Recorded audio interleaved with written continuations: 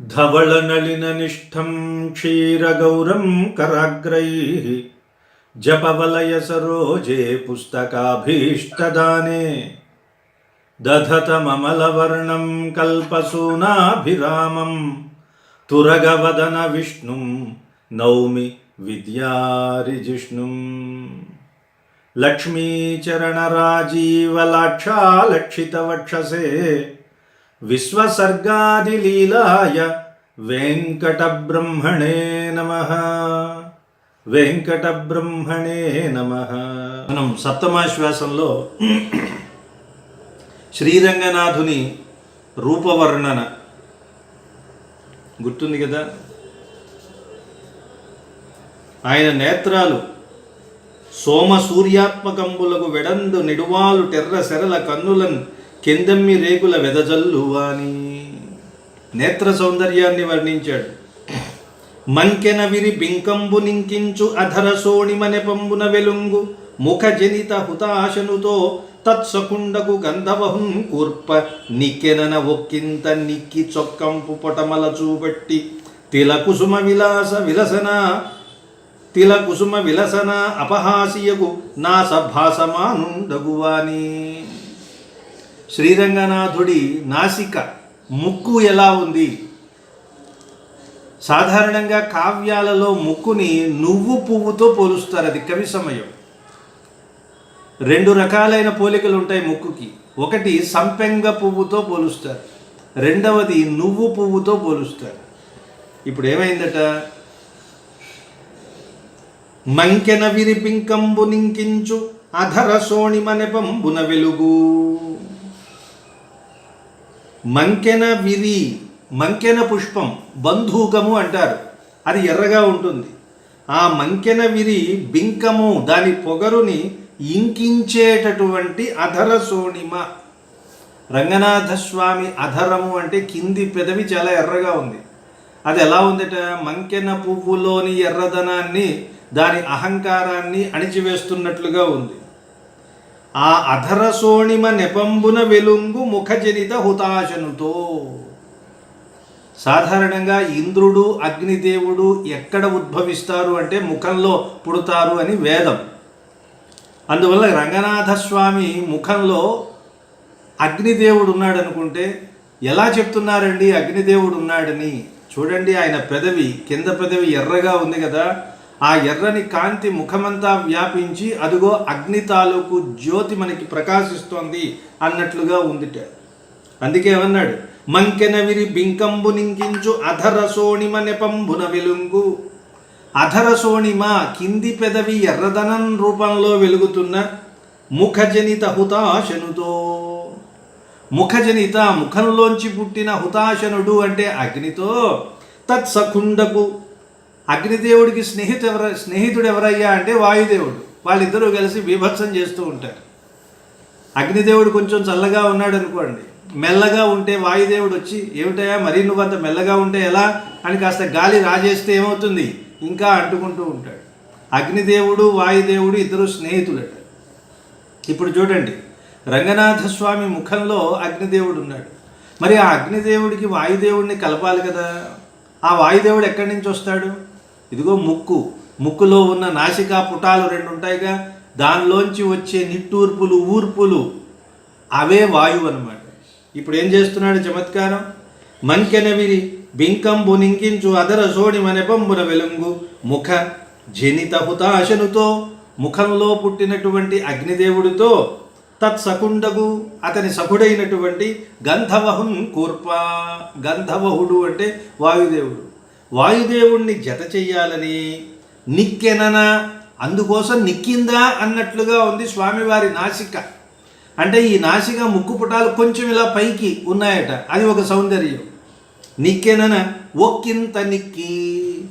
మరీ నాసికా పుటాలు ఓపెన్గా రెండు గుహల్లాగా ఉంటే అది పనికిరాదండి, కొంచెం ఉండాలి సార్. నిక్కెనన ఒక్కింత నిక్కి చొక్కంపు, చాలా అందంగా ఉన్న బొటమలను చూపట్టి. బొటమలు అంటే ఆ పుటి, అంటే ఆ గుండ్రంగా ఉన్నటువంటి ఆ రంధ్రాలు వాటితో చూపెట్టి అది ఎలా ఉందన్నాడు. అంటే ఆ నువ్వు పువ్వు కూడా రెండు పువ్వులు ఒక దళంలాగా విస్తరిస్తుంది, అందుకని నువ్వు పువ్వుతో పోలిక. అలా ఉన్నటువంటి ఆయన నాసికాపుటాలు తిల కుసుమ విలసనాపహాసియగు. తిల కుసుమము అంటే నువ్వు పువ్వు, దాని విలసన, దాని వైభవాన్ని, దాని గొప్పదనాన్ని, దాని వయ్యారాన్ని అపహాస్యం చేస్తుందట ఈ నాసికాపుటం. అలా ఉన్న నాసా ముక్కుతో భాసమానండగువాని ప్రకాశిస్తున్నటువంటి వాడు. ఉదరజాత శ్వేత ధామ తామరసంబుగనుంగుని మహదాశ్రయంబుగనిన పూర్ణిమా శశాంకుండను శంక ఆతనికి నాకు వైరంబు మన్పుమని తత్సహోదరిగావున రత్న కాంచనంబులు లంచంబుగా నివేదించి అడుగులొత్తు నిందిరకు వరమున్బడియున్న రాహువనం కేయూర కటకమణి ముద్రికాంకితంబగు దీర్ఘబాహు పరిగంబు కటితటోత్సంగంబున మెరయువ్వాని. అమ్మయ్య, ఆయన చెయ్యి ఎంత పొడవు ఉంటే మాత్రం ఇంత పొడవు సమాసం రాయాలటయా మహారాజా? ఎలా ఉంది? ఇందాక చెప్పాడు కదా, స్వామి ఒక చేతినేమో అలా తలగడాలాగా పెట్టుకున్నాడు, మరి ఇంకో చెయ్యి ఏం చేశాడండి? ఆ చేతిని వయ్యారంగా తన నడుము మీద పెట్టుకున్నాడు. ఇలా ఒకవైపు పడుకున్నప్పుడు ఈ చెయ్యి ఎక్కడ ఉంటుంది? తన కటితలం మీద ఉంది. కటితలం మీద పెట్టుకుని ఇలా పొడవుగా చాపాడండి. ఆ వేలికి బ్రహ్మాండమైన అంగుళీయకాలు ఉన్నాయి, అంటే ఉంగరాలు, కటకాలు, చేతికి కంకణాలు ఉన్నాయి. ఇవన్నీ ఆయన ధరించి ఉండి ఆ చెయ్యి అలా వెళ్ళి ఎక్కడి వరకు వెళ్ళిందన్నారు. అక్కడే పాపం పాదాలు ఒత్తుతూ కూర్చుంది లక్ష్మీదేవి. ఆ లక్ష్మీదేవి పక్కన ఉంది. అంటే ఆయన పొడవుగా చాపినటువంటి చెయ్యి ఆయన కటి భాగం నుంచి దాదాపు ఊరువుల వరకు వచ్చి లక్ష్మీదేవి కూర్చుని పాదాలు ఒత్తుతూ ఉంటే అక్కడ వరకు ఉందట. అంటే ఆవిడకి చాలా దగ్గరగా చెయ్యి ఇలా చాచి పెట్టినట్టుగా ఉంది. దీన్ని కవి ఒక అందమైన ఊహతో ఉత్ప్రేక్ష చేస్తున్నాడు. సాధారణంగా అలా పొడవుగా ఉన్నటువంటి బాహువుల్ని పరిఘలతో పోలుస్తారు. పరిఘ అంటే పెద్ద గుదియ. ఇంకా చెప్పాలంటే పాతకాలంలో తలుపులకి అడ్డంగా వేసే గడియ లాంటిది ఉంటుంది చూసారా, దాన్ని పరిఘ అంటారు. అలా పొడవుగా విశాలంగా ఉన్న బాహువు పరిఘలా ఉంటే దానికే ఇంకొక పోలిక రాహువుతో పోలుస్తారు. మరి ఈయన చెయ్యి తెల్లగా ఉండదు కదా, నల్లగా ఉంటాడు కాబట్టి నల్లని ఆ చెయ్యి పొడవుగా ఉంది, లావుగా ఉంది, అందువలన రాహువుతో పోలిక. ఇప్పుడు ఈ రాహువు ఏం చేస్తున్నట్ట? పాపం చంద్రుడితో వైరం కదా రాహువుకి, చంద్రుడికి రాహువుకి పడదు. అందువల్ల ఈ రాహువు, అదిగో చంద్రుడు అక్కడే ఉన్నాడు కదా, చంద్రుడు అంటే ఎందుకు భయం రాహువుకి? నిజానికి చంద్రుడే భయపడాలి రాహువుని చూస్తే, కానీ ఇప్పుడు అక్కడ అలా కాదు. ఎందుకని? చంద్రుడు వెళ్ళి వెళ్ళి వెళ్ళి విష్ణుమూర్తిని ఆశ్రయించాడు. ఎలా ఆశ్రయించాట? ఇక్కడ చంద్రుడు ఎలా ఉన్నాడు అంటే, ఆయన శ్రీరంగనాథ స్వామి పడుకుంటే ఆయన నాభి కమలం ఉంటుంది కదా, బొడ్డులో ఒక తామర పువ్వు ఉంది, అది తెల్లగా ఉంది. తెల్లగా ఉంటే అది చంద్రుడిలాగా ఉందిట.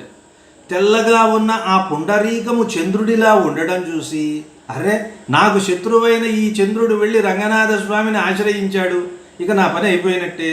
గొప్ప వాళ్ళతో శత్రుత్వం పెట్టుకోవడం వల్ల ప్రయోజనం ఏముంది? పెట్టుకోకూడదు. అందువల్ల సంధి చేసుకుందాం. సంధి చేసుకుందామంటే ఏం చేయాలి? వాళ్ళకి తెలిసిన వాళ్ళ ద్వారా వెళ్ళాలి, నేరుగా వెళితే కుదరదు. అందువల్ల చంద్రుడికి సోదరి ఎవరు? లక్ష్మీదేవి. అందువలన ఆ లక్ష్మీదేవికి లంచం ఇస్తున్నట్లుగా చెయ్యిలా చాచి ఉంగరాలు, రత్నాలు, కంకణాలు ఇస్తున్నాయా అన్నట్లుగా ఉందిట. చూసారా ఎంత అద్భుతమైన వర్ణన! రాయల వారికి ఎవరికి ఈ లంచాలు గించాలన్నీ ఆయనకు బాగా తెలుసు అనమాట. చూడండి ఇప్పుడు, ఉదరజాత, ఉదరము అంటే పొట్ట, పొట్టలో పుట్టినటువంటి శ్వేతధామ తామరసంబు. శ్వేత తెల్లని, ధామ అంటే రంగు, తెల్లని కాంతితో, వినిపిస్తుందండి, తెల్లని కాంతితో ప్రకాశిస్తున్న తామరసంబున్ కనుగొని అంటే నాభి కమలాన్ని చూసి మహదాశ్రయంబుగనిన, అమ్మో మనకి శత్రువైన చంద్రుడు గొప్పవాళ్ళని ఆశ్రయించాడు కదా, మహదాశ్రయంబు అన్నాడు. మహదాశ్రయంబుగనిన పూర్ణిమా శశాంకుండను శంక. పాపం నిజానికి చంద్రుడేం కాడక్కడ, ఆ పద్మాన్ని చూసి నిండు చంద్రుడేమో అనుకుని పొరపడ్డాడు. ఎవరు? రాహువు. రాహువు అనే చెయ్యి అనమాట. శశాంకుండను శంక ఆతనికి నాకు వైరంబు మాన్పుమని. ఆ చంద్రుడికి నాకు శత్రుత్వం ఎందుకు పోగొట్టమని. తత్సహోదరి కావున, చంద్రుడికి సోదరి కాబట్టి రత్న కాంచనంబులు లంచంబులుగా నివేదించి, రత్నాలు కాంచనాలు వీటిని లంచంగా ఇస్తూ అడుగులొత్తు ఇందిరకు, స్వామివారి పాదాలు ఒత్తుతోంది కదా ఇందిర, ఆవిడకు వరమున్ పడియున్న రాహువన, ఆవిడికి మొక్కుతూ ఇదిగో తీసుకోండి అన్నట్లుగా ఉందా, ఉన్నటువంటి రాహువా అన్నట్లుగా కేయూర కటకమణి ముద్రికాంకితంబగు దీర్ఘబాహు పరిగంబు. కేయూరాలు కంకణాలు, భుజకీర్తులు, కటకాలు, మణులు, వీటితో ముద్రిక ఉంగరాలు, వీటితో అంకితము కూడినటువంటి దీర్ఘబాహు పరిఘంబు, పరిఘ లాంటి పొడవైనటువంటి బాహువు, కటితట ఉత్సంగంబున మెరయువాని. కటితటము అంటే తన నడుము పైన ఆ సమీపంలో ప్రకాశిస్తూ ఉన్నవాడు. ఉరస్థలన్యస్త నిస్తులాస్తోక కౌస్తుభ గభస్తి మండలంబున నిండోలగంబుండు పుండరీక నికేతన తనుచ్ఛాయన అచ్చాచ్చంబగు శ్రీవత్సంబున లోచనోత్సవంబు గావించువాని. ఇక వక్షస్థలం దగ్గరకు వచ్చాడు మెల్లిగా. ఉరస్థల వక్షస్థలంలో న్యస్త ఉంచిన, నిస్తుల అస్తోక కౌస్తుభ, నిస్తుల సాటిలేని, అస్తోక గొప్పది అయిన, కౌస్తుభమణి అనే గభస్తి మండలంబున, కౌస్తుభము అనే సూర్యమండలంలో నిండోలగంబుండు, సూర్యమండలంలాగా సూర్యుడిలాగా ప్రకాశిస్తోంది కౌస్తుభమణి. ఆ కౌస్తుభమణిలో కొలువు తీరి ఉంది. నిండు ఓలగము అంటే నిండు సభలాగా తీర్చి ఉన్నటువంటి ఎవరావిడ? పుండరీక నికేతన, పుండరీకమే ఇల్లుగా కలిగినది లక్ష్మీదేవి. ఆవిడ ఉండడం వలన ఈ కౌస్తుభమణి నుండి సూర్యకాంతి పడుతోంది. లక్ష్మీదేవి అక్కడ కూర్చొని ఉన్నది. మరి ఆవిడ నీడ పడాలి కదా, ఆవిడ నీడేనా అన్నట్లుగా స్వామివారికి శ్రీవత్సము అనే మచ్చ ప్రకాశిస్తోంది అన్నాడు. పుండరీక నికేతన తనుఛాయనన్, దేహఛాయ అన్నట్లుగా అచ్చాచ్చంబగు శ్రీవత్సంబున, అచ్చాచ్చము అంటే స్పష్టాతి స్పష్టము, బాగా తెల్లగా ఉన్న స్వచ్ఛంగా ఉన్న శ్రీవత్సంబున లోచనోత్సవంబు గావించువాని. ఆ శ్రీవత్సాన్ని చూస్తే మన కళ్ళకు ఆనందాన్ని కలిగించేవాడు, పండుగ కలిగించేవాడు స్వామి. విజిత మృగనాభినాభి సౌరభ్యంబునకు నెగయు ఉత్తుంగ భృంగమాలికయన మెరయు అసిత పేశల తులసీ పలాశ దామంబున అభిరామ కోమలాలంకృతియగువాని. నాభిలో ఒక కమలం ఉంది. ఆ నాభి కమలం యొక్క పరిమళం ఎలా ఉందట? కస్తూరి పరిమళం కంటే ప్రకాశిస్తోంది. ఆ కస్తూరి పరిమళం కోసం విజిత మృగనాభినాభి సౌరభ్యంబునకు నెగయు ఉత్తుంగ భృంగమాలికయు, అందులో ఉన్న పరిమళం కోసం బాగా పైకి ఎగుస్తున్నటువంటి తుమ్మెదల బారులు, అవి ఇలా పైకొచ్చాయా అన్నట్లుగా నల్లగా ఉన్న మెరయు ప్రకాశిస్తున్న అసిత పేశల తులసి పలాశదామంబున. అసిత అంటే తెల్లగా లేని అంటే నల్లగా ఉన్న. తులసి ఎలాగో తెల్లగా ఉండదు కదా, అంటే ముదురు ఆకుపచ్చలో ఉండడాన్ని అసిత అంటారు. శ్యామల వర్ణం, అందుకే శ్యామ అంటే పచ్చదనం, ముదురు ఆకుపచ్చని శ్యామ అంటారు. అలాగే నలుపు అనే అర్థం కూడా వస్తుంది. అసిత పేశల తులసి పలాశదామంబున, అలా నల్లగా ఉన్న లేత తులసీ దళాలతో తయారు చేసిన ఒక దామంతో అంటే ఒక హారాన్ని మెడలో ధరించి అభిరామ మనసుని దోచుకునేలాగా కోమలమైన అలంకృతి యగువాని, సుకుమారమైన అలంకారాన్ని ధరించి ఉన్నట్టు. పాపమైన కపట కరటి విరోధి అయి అసుర ఉసురుంగుని మగుడ మనుజాంగంబునంగీకరించునిడ తలంపంబడమి నట్లనయుండెనన బడుగగు నడుము పస కడు నొడిక మగువాని. కడు నొడికము అంటే మంచి వయ్యారం కలిగిన వాడు. ఎలాంటి వయ్యారంట? పాపం ఆయన అంతకుముందు ఒక దొంగ సింహం వేషం వేసుకున్నాడు నరసింహావతారంలో. కపట కరటి విరోధి అయి, కరటి అంటే ఏనుగు, ఏనుగుకి విరోధి ఏది సింహం. అంటే దొంగ రూపాన్ని ధరించి కపటమైన సింహాకృతిని దాల్చి, ఆయన నిజంగా సింహాకృతి కాడు కదా, అందువల్ల సింహం రూపం వేసుకున్నాడు.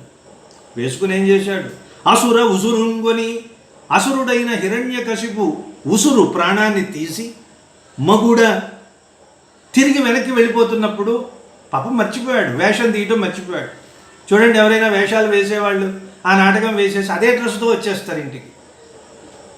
అలా వచ్చేస్తే మనం కూడా పొరపాటు పడి అనుకుంటాం, చాలా సందర్భాలు మనం చూస్తూ ఉంటాం కదా. ఈయన కూడా పాపం నరసింహ వేషం వేసి మళ్ళీ తరువాత వచ్చేటప్పుడు మనిషి రూపాన్ని ధరించాలి అని అనుకున్నప్పుడు మర్చిపోయాడా అన్నట్లుగా ఆయన నడుము సింహం నడుములాగా సన్నగా ఉంది అని చెప్పాడు.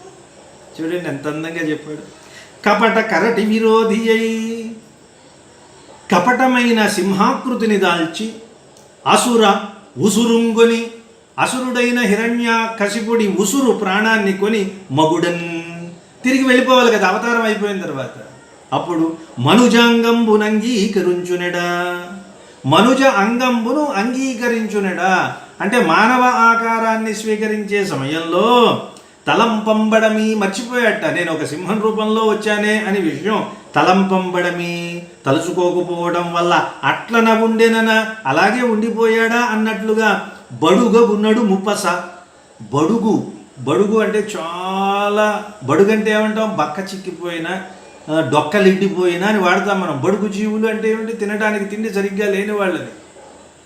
పాపం స్వామివారి నడుము కూడా అలా బడుగైపోయిందండి, ఏమీ లేక సన్నగా చిక్కిపోయిందట. బడుగగు అంటే సన్నగా ఉందని అర్థం.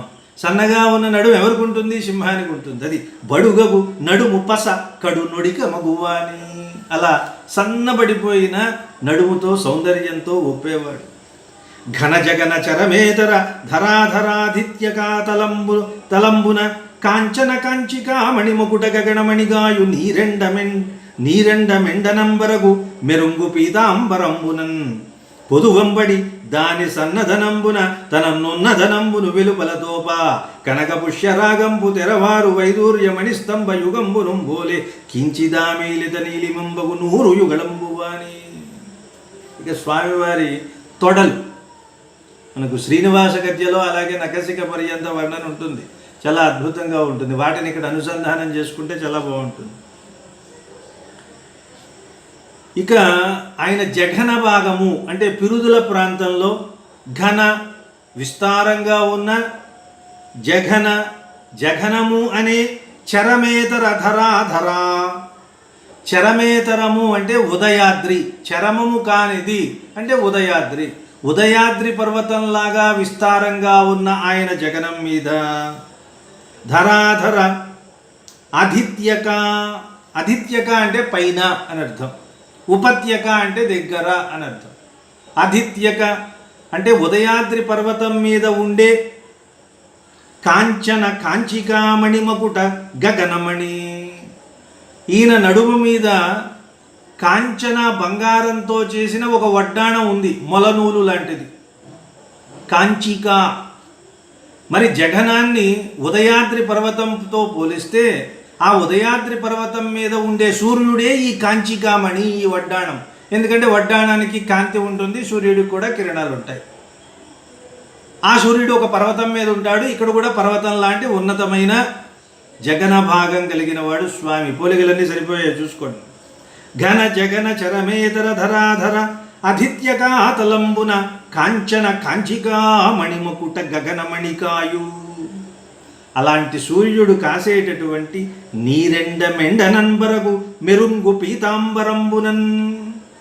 దాని మీద ఆయన ధరించినటువంటి పీతాంబరమే ఆ కాంచికామణి అనే సూర్యుడు కాస్తున్న నీరెండ. పీతాంబరాన్ని ఎప్పుడు కూడా సూర్యుడి యొక్క నీరెండతో పోలుస్తారంటే ఉదయం పూట వచ్చే డి విటమిన్ ఉన్న ఎండ అంటారే, అందువలన ఆయన పీతాంబరం మనం దర్శనం చేస్తే డి విటమిన్ వచ్చేస్తుందను. ఉదయం సాయంకాలం ఉండే ఆ నీరెండకే దాన్ని పీతాంబరంతో పోలుస్తారు. అలాంటి పీతాంబరంబున పొదువంబడి, ఆ పీతాంబరంలో ఉంది ఆయన శరీరం. ఎలా ఉంది? సన్నదనంబున తన నున్నదనంబు వెలుపలతోపన్. సన్నదనము అంటే ఆ పీతాంబరం చాలా పల్చగా ఉంది. పల్చగా అందంగా సుకుమారంగా ఉన్న దాని లోపల నుండి స్వామివారి తొడలకు ఉన్న నునుపు కనిపిస్తోందట.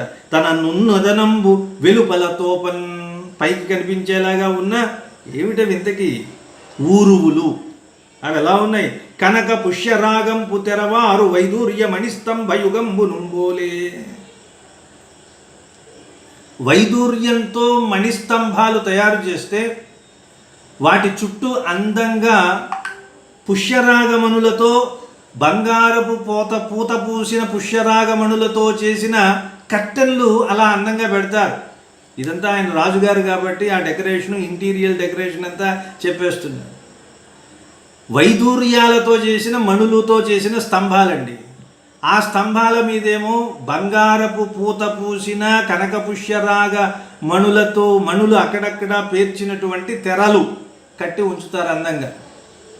ఇప్పుడు లోపల ఉన్నటువంటి స్వామివారి ఊరువులు ఆ వైదూర్యపు స్తంభాలలాగా ఉంటే దాని మీద ఉన్న ఈ పట్టు పీతాంబరము, దాని మీద ఉన్న ఈ బంగారము అంతా అలా తెరలు కప్పినట్టుగా ఉంది. లోపల ఉన్న మణిస్తంభాలు కనిపిస్తూనే ఉంటాయి. అలాగే ఈయన ధరించినటువంటి పట్టు పీతాంబరంలో నుంచి కూడా ఆయన నూలుపోయినటువంటి ఊరువులు దర్శనమిస్తున్నాయి. అది చెప్తున్నాడు. మణిస్తంభయుగంబు నుంబోలే. 2 వైదూర్యాలతో చేసిన, వైదూర్యము అనేది సరైన పదం. తర్వాత దానికి మనం కొంచెం స్ట్రాంగ్గా ఉండాలని వైఢూర్యము అని ఒత్తు కూడా పెట్టాం. విదూర దేశం నుంచి వచ్చేవి వైదూర్యాలు అన్నారు. వైదూర్య మణిస్తంభయుగంబు నుంబోలే. వైదూర్యాలతో చేసిన 2 మణిస్తంభాల అన్నట్లుగా కించిత్ ఆమీలిత నీలిమంబగు. కొంచెంగా ఉన్న నల్లదనం, మరీ ఎక్కువ నలుపు కాదు. అలాంటి ఊరు యుగళం భువాని. 2 తొడలు కలిగిన వాడు.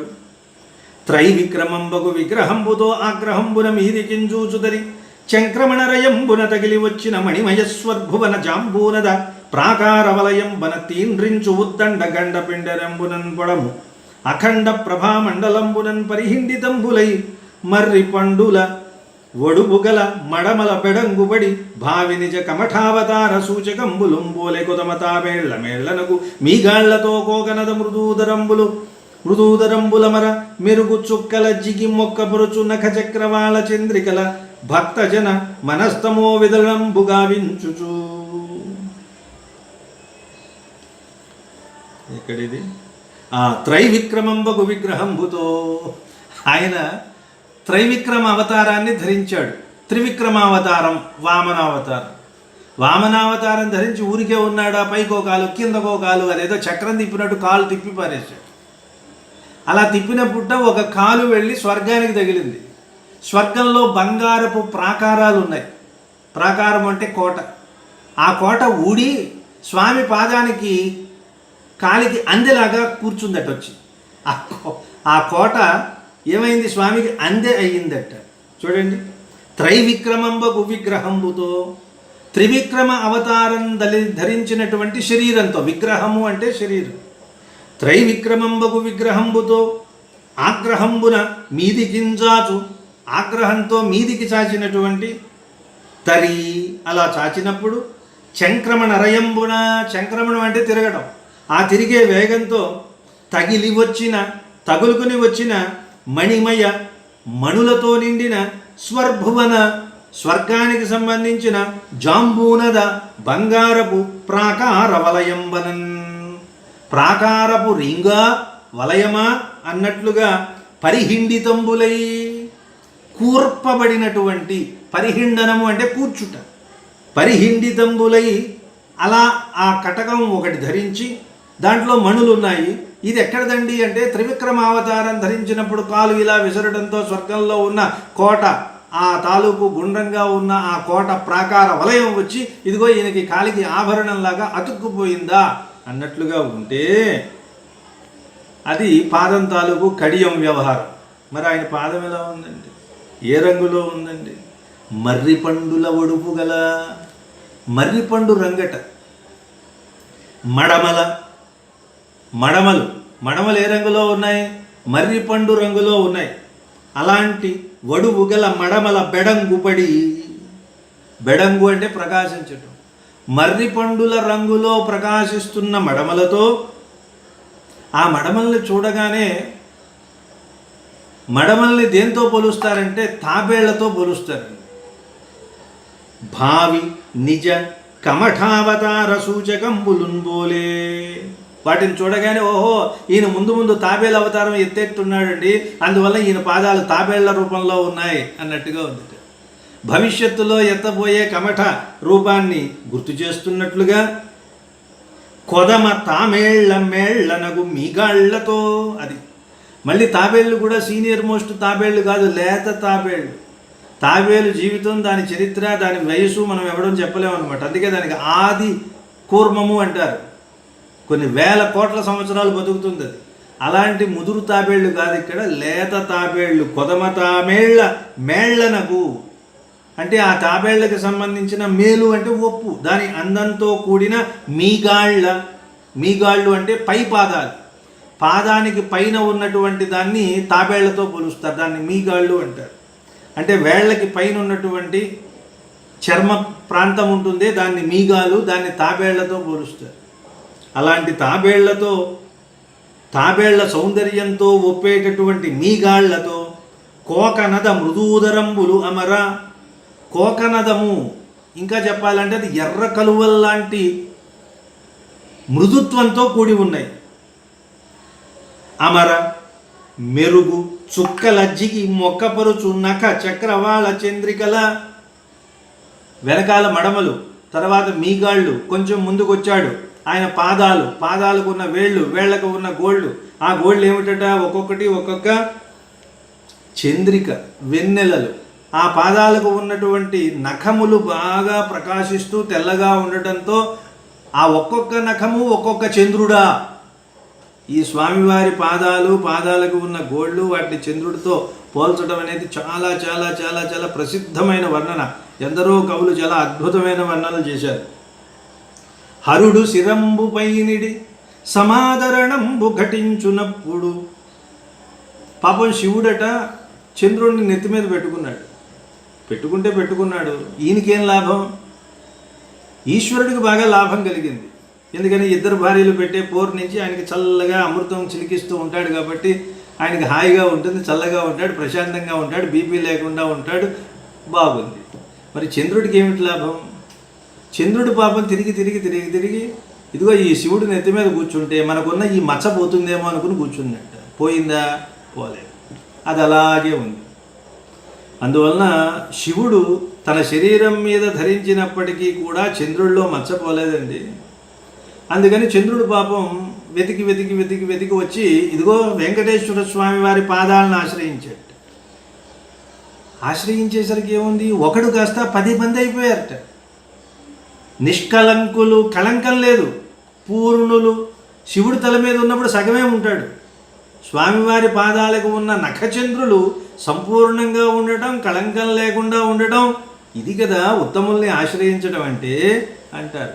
అలాగే ఇక్కడ ఈ నఖాలకు ఉన్న కాంతులు వెన్నెలలైతే చూడండి, చుక్కల జిగి మొక్కపరచు నఖ చక్రవాళ చంద్రికల,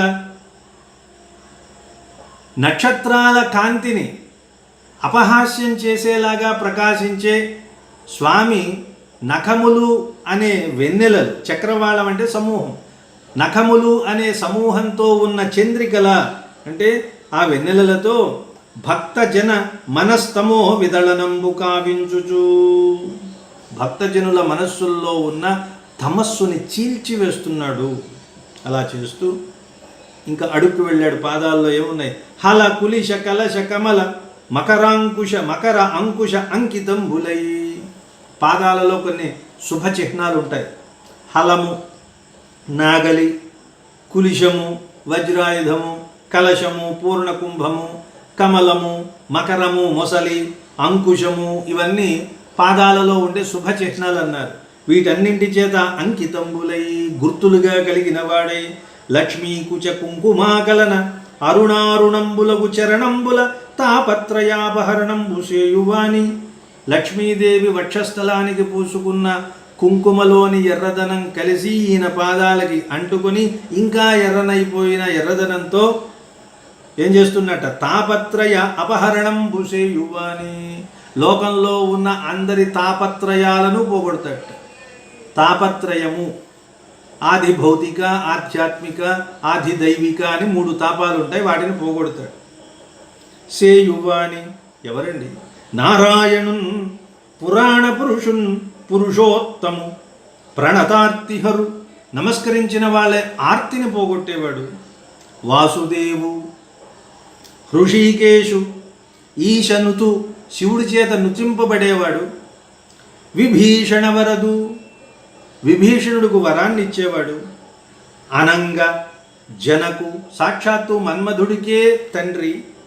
రంగరమణున్, అది రంగక్షేత్రంలో ఉన్న ఆ రమణుణ్ణి గాంచి సహసమాగత భాగవత పరిషత్ సమేతంబుగా, ఇప్పుడు మనం ఎక్కడున్నామో ఒకసారి వెతుక్కోవాలి. విష్ణు చిత్తుల వారు లోపలికి వచ్చి ఈ రంగనాథుడిని చూశారు, అది సందర్భం. ఇలా ఉన్నటువంటి రంగనాథుడిని చూసి తన చుట్టూ ఉన్న భాగవతులతో కలిసి తాను తనుజాతయున్, తన కుమార్తె ప్రమద భయ భక్తి రసమగ్నులై, అలాంటి ఆయన్ని చూస్తే ఒకవైపు ఆనందం, ఇంకొక వైపు భయం, మరోవైపు భక్తి, ఈ 3 రసాలలో మునిగిపోయి జయ జయ శబ్దంబుతో జయ జయధ్వానాలు పలుకుతూ సర్వాంగాలింగిత క్షోణితలంబులకు నమస్కారంబులు గావించి, తమ శరీరంలో ఉన్న అంగాలన్నీ వెళ్ళి నేలని కౌగిలించుకున్నాయా అన్నట్లుగా నమస్కారం చేశారట. ఒక మాటలో చెప్పొచ్చు కదా, సాష్టాంగ నమస్కారం చేశాడు, దండ ప్రణామం చేశాడంటే పోయేదానికి ఇది చమత్కారం. సర్వాలింగిత క్షోణితలంబులకు నమస్కారంబులు గావించి, 5-10 చేయడం అంటారు నమస్కారాన్ని. ఇది 5, ఇది 5, 2 కలిపితే 5-10 అంటే నమస్కారం అని అర్థం. ఇలాంటివి చాలా ఉన్నాయి. కావించి నిలిచి నిటల తట ఘటిత అంజలి అయి ఇట్లని నుతియించే, నుదుటి మీద పెట్టిన అంజలి ముద్రతో ఇట్లా అంటున్నాడు. ఎవరు? విష్ణు చిత్తుల వారు. మరి రంగనాథుణ్ణి అంతలా దర్శించిన తర్వాత పొగడాలి కదండి. ఎవరైనా ఏ యుగంలో ఎప్పుడు ఎక్కడి నుంచి పుట్టాడు, ఈయన తాలూకు లింక్ డాక్యుమెంట్స్ అన్నీ తీసేస్తున్నాడు వెనక్కి వెళ్ళి. ఉంటాయిగా, ఎవరి తర్వాత ఎవరమ్మా. విధి గృహక్షయ విత్త సేవధికి శరణు చిరకృతేక్ష్వాకు పుణ్యరాశికి ప్రణుతి ధనపతి భ్రాతృకుల దేవతకు జొహారు నత మృడాదిక సుమనస్సునకు నమస్సు. ఎంత అందంగా చెప్పాడు పద్యం చూడండి. విధి గృహ అక్షయ విత్త సేవధికి శరణు. మొట్టమొదట బ్రహ్మగారి దగ్గర ఉన్నాడు ఈయన రంగనాథుడు. దేవతామూర్తిగా కొలువై ఉన్నవాడు మొట్టమొదట. అందువల్ల విధి, విధి అంటే బ్రహ్మదేవుడి యొక్క గృహ, ఇంటిలో, అక్షయ తరగనటువంటి విత్త సేవధికి. అదే కదా మరి రంగనాథుడు అంటే ఒక ధనం, తరగని ధనం అన్నాడు. విధి గృహ అక్షయ విత్త సేవధికి శరణు. సేవధి అంటే నిధి. బ్రహ్మదేవుడి ఇంటిలో నిత్యము కొలువై ఉండే తరగని నిధి లాంటి వాడండి, ఆయనకి శరణు నమస్కారం. చిరకృత ఇక్ష్వాకు పుణ్యరాశి, ఇవన్నీ రంగనాథుడికి విశేషణాలు. తరువాత బ్రహ్మదేవుడి దగ్గర నుంచి ఎక్కడికి వచ్చాట? చిరకృత ఇక్ష్వాకు పుణ్యరాశి. ఆ బ్రహ్మదేవుడి నుంచి ఇక్ష్వాకు వంశానికి వచ్చాడు. చిరకృత చాలా కాలం క్రితం, ఎన్నో రోజులుగా ఇక్ష్వాకు పుణ్యరాశి, ఇక్ష్వాకులకు పుణ్యరాశిగా ఉన్నాడే ఈ రంగనాథుడు, ఆయనకి ప్రణుతి నమస్కారం. తర్వాత ఎక్కడికి వచ్చాట? ధనపతి భ్రాతృకుల దేవతకు జొహారు. రావణాసురుడు అల్లా ధనపతి భ్రాతృ. ధనపతి అంటే కుబేరుడు, కుబేరుడికి సోదరుడు అంటే రావణుడు, లేదా రావణుడితో పాటు విభీషణుడు కూడా వస్తాడు కదా. ధనపతి భ్రాతృకుల దేవతకు, విభీషణుడికి వచ్చాడు ఈ రంగనాథుడు శ్రీరాముడి ద్వారా. అలాంటి విభీషణుడి యొక్క కులదేవత అయిన రంగనాథుడికి జొహారు. ఇంకా నత నత నమస్కరిస్తూ ఉన్న మృడాదిక సుమనస్సునకు నమస్సు. సుమనస్సులు అంటే దేవతలు, మృడు అంటే శివుడు. శివుడు మొదలైన దేవతల చేత నమస్కారాలు పొందేవాడు కాబట్టి ఆయనకు ఒక నమస్సు.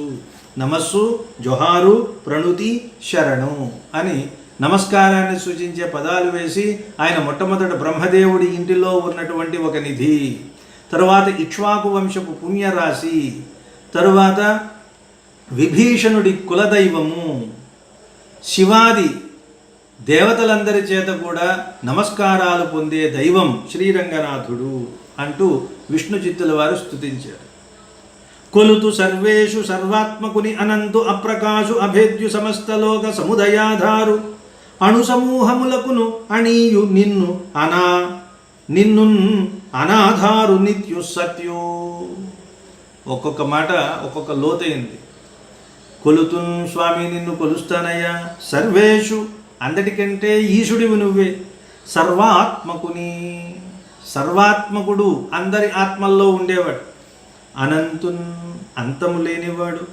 అప్రకాశున్, అంటే తనంతట తానే ప్రకాశించేవాడు, ప్రకాశం లేనివాడు అని చెప్పాలి. అంటే ఏమిటి? ఎవరికి ప్రకాశించడు, అంటే గోచరించడు, ఎవరికి దొరకడు.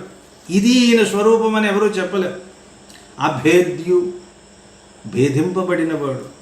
సమస్త లోక సముదయాధారు, సమస్త లోక సముదాయానికి ఆధారం ఆయనే. అణుసమూహములకును అణీయున్, అణోరణీయాన్ మహతో మహీయాన్ అంటుంది వేదం. అణువులో అణువులాగా ఉంటాడు, పర్వతంలో పర్వతంలాగా ఉంటాడు. అలాంటి నిన్ను, అటువంటి నిన్ను అనాధారు, నువ్వే అందరికీ ఆధారం, నీకు ఆధారం అక్కర్లా. నిత్యున్ సత్యున్, నిత్యము ఉంటావు, సత్యరూపమై ఉంటావు కాబట్టి నిన్ను కొలుస్తాను. నారాయణు భూప్రభృతిక గౌరవవత్ వస్తు వితతి కంటే మిగిలి పెంపారు గరిష్టత గల పరపూరుషు శరణంబు వేడి పొగిడెద నిన్ను. ఈ భూమి మీద ఉన్న సమస్తమైన వస్తువుల కంటే బాగా ఎక్కువ గౌరవం కలిగిన వాడివి నువ్వే, అటువంటి నిన్ను నేను కొలుస్తాను. అజశివాదికమగు నీ సమస్త జగమునెందు ప్రభవించు వర్తించుటిందు నట్టి మహిమకిమ్మైన నిత్యు సమస్త భూతమయు పరుల కంటే పరు మహామహుని గొలుతూ. ఏముంది? అజుడు, బ్రహ్మ, శివ మొదలైనటువంటి దేవతలందరూ ఈ సమస్త జగమునెందు ప్రభవించు వర్తించుటిందు నట్టి, బ్రహ్మాది దేవతలతో సహా ఈ సమస్త జగత్తు ఎవరిలో పుడుతుందో, ఎవరిలో కలిసిపోతుందో అటువంటి మహిమకు ఒక గొప్పతనం ఏదైతే ఉందో దానికి దానికి మూలమైనటువంటి నిన్ను నిత్యున్, సమస్త భూతమయున్, అన్ని ప్రాణులు నీలోనే ఉంటాయి. పరుల కంటే పరు, గొప్పవాళ్ళు అనుకుంటే వాళ్ళకంటే గొప్పవాడివైన నువ్వు మహామహుని. మహహ అంటే కాంతి, మహామహుడు అంటే గొప్ప కాంతి కలిగిన వాడు. కొలుతున్ అంతే. పరపురుషుని కంటే పరుడనాజనువాని పరమాత్ముక్తికై పరమయోగి పరిషత్తు చే సదా భావింపబడువాని ఎవ్వని యందు ప్రాకృతములైన సత్వాది గుణంబుల సందడి లేదు.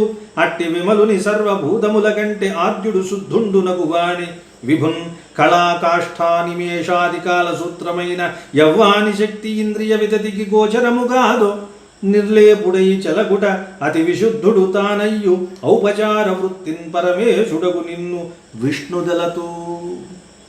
కాలస్వరూపమి, అందరి చేత నమస్కారాలు పొందేవాడివి, అనేకమైన గుణాలతో కూడినవాడివి, ప్రకృతిలో ఉండే సత్వాది గుణాల సందడి నీలో ఉండదు.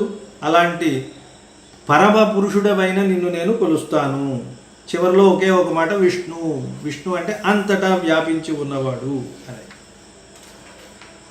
అని పరస్వరూప సురసేవ్య భవ్య దివ్యావతార లీలలను ప్రస్తుతించిన అంటూ ఆయనకు సంబంధించిన లీలలన్నింటినీ ప్రస్తుతించాడు విష్ణుచిత్తుల వారు. కౌస్తుభాభరణుండు కరుణాతరంగితంబులకు అపాంగంబుల అమ్మునిన్గనుంగొని, తన క్రీగంటి చూపుతో కరుణతో చూశాట విష్ణుచిత్తుల వారిని శ్రీరంగనాథుడు. కుశల ప్రశ్నంబు గావించి, ఎలా ఉన్నారు అని కుశల ప్రశ్నలు వేశాట. కంకణాలంకార క్రేంకారంబులం కురింప పద పంకజంబులకు కుసుమాంజలులు సమర్పించు సకల సీమంతిని సీమంత ముక్తామణియకు ఆ ముక్త మాల్యద రూపు నెలప్రాయంబు సాభిప్రాయంబుగా చూచి తనలోన ఎలా ఉన్నారు అని అడిగి పక్కనే ఉన్న ఆ ముక్త మాల్యదని చూసేట గోదాదేవి. ఆవిడేం చేస్తోంది? స్వామివారి పాదాలకి పుష్పాలను సమర్పిస్తోంది. అలా సమర్పించేటప్పుడు ఆవిడ చేతికి ఉన్నటువంటి కంకణాలంకార క్రైంకారంబులం కురింప. క్రైంకారము అంటే ఆ గాజుల గలగలల చప్పుళ్ళు. పదపంకజంబులకు కుసుమాంజలులు సమర్పించు. సకల సీమంతిని సీమంత ముక్తామణి. సీమంతిని అంటే స్త్రీ, సమస్తమైన స్త్రీలలో శ్రేష్ఠురాలు. మళ్ళీ సీమంత ముక్తామణి, చూడామణి అన్నట్లుగా సీమంత ముక్తామణి అన్నాడు. అంటే సీమంతము అంటే పాపిట పెట్టుకునే ముత్యాల మణి లాంటి, అంటే గొప్పది. ఎందులో గొప్పది? సీమంతిని సీమంత ముక్తామణి అంటే నారీరత్నం అని చెప్పడానికి వేసిన పదం అది. అయినటువంటి ఆ ముక్తమాల్యద రూపు నెలప్రాయంబు సాభిప్రాయంబుగా చూచి, ఆ గోదాదేవి రూపాన్ని కొంచెం సాభిప్రాయంగా చూసి ఆవిడ్ని వర్ణిస్తాడు. కొంచెం ప్రబంధాల పద్ధతిలో ఉన్న శృంగార వర్ణన 41వ పద్యం. మొత్తానికి ఆవిడ సౌందర్యాన్ని చూసి 42 చూడండి. అనుచు ఉవ్విళులూరి మురారి తమకమాపలేక ఆత్మదివ్య శుద్ధాంత సీమకు అన్నెలతంతార్చి ఒక్క మాయావధూటినట్ల కావించి వారున్నదనియయుండ. ఆవిడ సౌందర్యాన్ని చూసి శ్రీరంగనాథుడు వ్యామోహపడి ఆవిడ్ని మాయం చేసేసట, తన అంతఃపురానికి తీసుకుపోయాట. ఎవరిని? గోదాదేవి.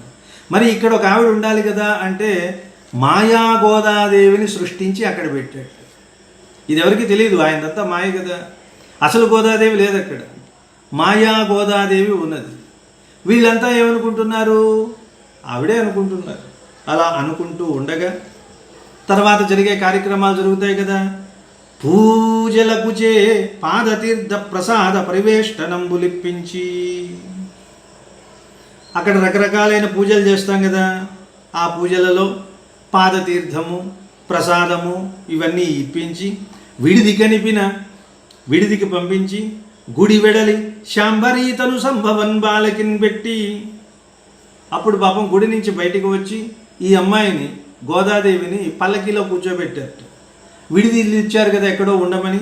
అక్కడికి వెళితే గృహంబు నుకుచని ఇంటికి వెళ్ళి పంజరంబు సడలించి, అప్పుడు ఆ తెర తీసి చూస్తే సడలించి అచ్చంచలాక్షిన్ గానగా, అక్కడికి వెళ్ళేసరికి వీళ్ళే ఒక పల్లకీలో కూర్చోబెట్టి ఈ భాగవతోత్తములు విష్ణుచిత్తుడు వీళ్ళందరూ గుడి నుంచి బయటికి వచ్చారు. నిజానికి ఆవిడ అసలైనటువంటి గోదాదేవి కాదు, రంగనాథుడు సృష్టించినటువంటి మాయా గోదాదేవి. అది వీళ్ళకి తెలియదు కాబట్టి ఆవిడనే పల్లకీలో కూర్చోబెట్టి తీసుకువచ్చారు. విడిది ఇంటికి వచ్చి చూస్తే తెర తీస్తే ఆ మాయా గోదాదేవి కూడా లేదు అందులో. అప్పుడు పాపం విష్ణుచిత్తుల వారు లబోదిబోమని అబ్రాహ్మణ్యము లోన వైచికొనెన న్యాయంబునన్మత్సుతన్. విష్ణుచిత్తుల వారిలో తండ్రి బయటకు వచ్చాడు. ఇదిగో ఈ రంగనాథుడు మోసం చేశాడు, మా అమ్మాయిని ఎత్తుకుపోయాడు. మరి అల్లుడి గారికి మామగారికి కొంచెం గిల్లి గజ్జాలు ఉంటూ ఉంటాయి కదా. ఊరికే అల్లుడు గారు అని పొగిడితే ఎట్లా? మరీ పొగిడినా ఆయనకు కూడా విసుగొస్తుంది. కాసేపు వేస్తూ ఉండాలి, దళాలు పడుతూ ఉండాలి. అల్లుడికి మామగారి మీద, మామగారికి అల్లుడి మీద అదో సరసం. ఈయనకి వెంటనే అబ్రాహ్మణ్యము, అర్రెర్రే ఎంత పని జరిగిపోయింది. ఇంత పని చేసినా సరే మనం ఏం చేయకూడదు. లోన వైచికొనెన అన్యాయంబునన్మత్సుతన్, మా అమ్మాయిని అన్యాయంగా ఎత్తుకుపోయాడినా. తా బ్రహ్మాదుల మేర నిల్పియు ప్రభుత్వం బూదియున్, బ్రహ్మాదులందరికీ ఈయనే పని చెప్తాడు, నువ్వు ఈ పని చేయవయ్యా అని ఆదేశించగలిగినటువంటి మహానుభావుడు ఇప్పుడు నాకు అన్యాయం చేసి ప్రభుత్వం అంతా ఆయనదే, సర్వనియామకుడు, నియంత. అలాంటి వాడు ప్రభుత్వం బూదియున్ అంటే ప్రభుత్వాన్ని తాను ధరించి కూడా తోదురే ఈ ప్రక్కన్ ద్విజు చూడరయ్యా, నాలాంటి ఈ బక్క బ్రాహ్మణుడికి అన్యాయం చేస్తారా ఎవరైనా? ఈయన బక్క బ్రాహ్మణుడు. సభవారి రంగభర్తంచు, అక్కడ ఉన్న వాళ్ళందరికీ చెప్తున్నాడు, చూడండి ఈ రంగభర్త అంటే రంగనాథుడు ఇలా చేశాడే. దుఃఖాబ్రాశిన్బడి బాష్పకంఠుడు సముద్యద్దో ఫలాలుండునై. ఒక్కసారిగా తెర తీసేసరికి తన కుమార్తె కనిపించకపోవడంతో 2 చేతులు ఎత్తి గుండెలు బాదుకుంటూ ఆహాకారాలు చేస్తూ ఉంటారు కదా. ఇలా ఎత్తిన చేతులు కలిగిన వాడు, ఆ చేతులు ఎలా ఉన్నాయట? 2 గడ్డి పుల్లల్లాగా ఉన్నాయన్నాడు. ఫలాలుండు అంటే సన్నగా పీక్కుపోయినటువంటి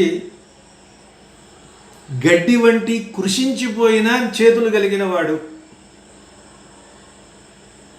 సముద్యద్దోహ్పలాలుండునై, ఆయన ముఖం ఎలా ఉందట? దుఃఖాబ్రాసిన్, దుఃఖ అప్పు రాశి. మనం తిడుతూ ఉంటాం కదా, యాబ్రాశి మొహం అంటూ ఉంటారు. మరి దానికి అర్థం ఏమిటో? అప్రాసి అంటే నీటితో నిండిపోయిన ముఖం కలిగిన అని అర్థం. అంటే చూడండి, పాపం ఏదన్నా కొట్టారనుకోండి పిల్లలు, ముఖమంతా కన్నీళ్లు నిండిపోయేలాగా ఏడుస్తూ చింపిరి జుట్టేసుకుని చీవుడు ముక్కేసుకుని ఉంటే వాళ్ళని ఏమనాలి? అప్రాసి. అదే తర్వాత యాబ్రాసి అయిపోయి ఉంటుంది. అంటే ముఖమంతా నీటితో నిండిన, ఇప్పుడు ఆయన అలా ఉన్నట్ట, దుఃఖంతో కూడిన దుఃఖ అప్రాసిన్, దుఃఖం వల్ల వచ్చిన కన్నీటితో నిండిపోయిన ముఖం కలిగిన వాడు. అలాంటి వాడై బాష్పకంఠుడు, కంఠమేమో గార్గద్యం పొందింది, అంటే బొంగురు గొంతు వచ్చింది. చేతులేమో గడ్డి పరకల్లాగా పొడవుగా చేతులు పైకెత్తి, చూడండి చూడండి ఈ రంగభర్త ఏం చేశాడో, నాలాంటి బక్క బ్రాహ్మణుడికి అన్యాయం చేసి బ్రహ్మాదులందరినీ అదిలించగలిగిన వాడే, సాక్షాత్తు ప్రభుత్వం అంతా ఆయన చేతుల్లోనే ఉంది. అలాంటి వాడు ఈ బక్క బ్రాహ్మణుడికి అన్యాయం చేసి మా అమ్మాయిని తీసుకుపోయాడు అంటూ ఎలుగెత్తి ఆయన ఆక్రోశిస్తున్నాడు విష్ణుచిత్తుల వాడు. అంతే వేడుకయైన పెండ్లగుటకీనా, అంతగా ఆయన పెళ్లి చేసుకోవాలనుకుంటే నేను ఇవ్వనా మా అమ్మాయిని? దేహమున్ ప్రాణమున్ సంతానంబు నిశాంతమున్ ధనము సస్యంబుల్ పశుశ్రేణులు ఏకాంత స్వస్వజనార్చనంబునక కాదా?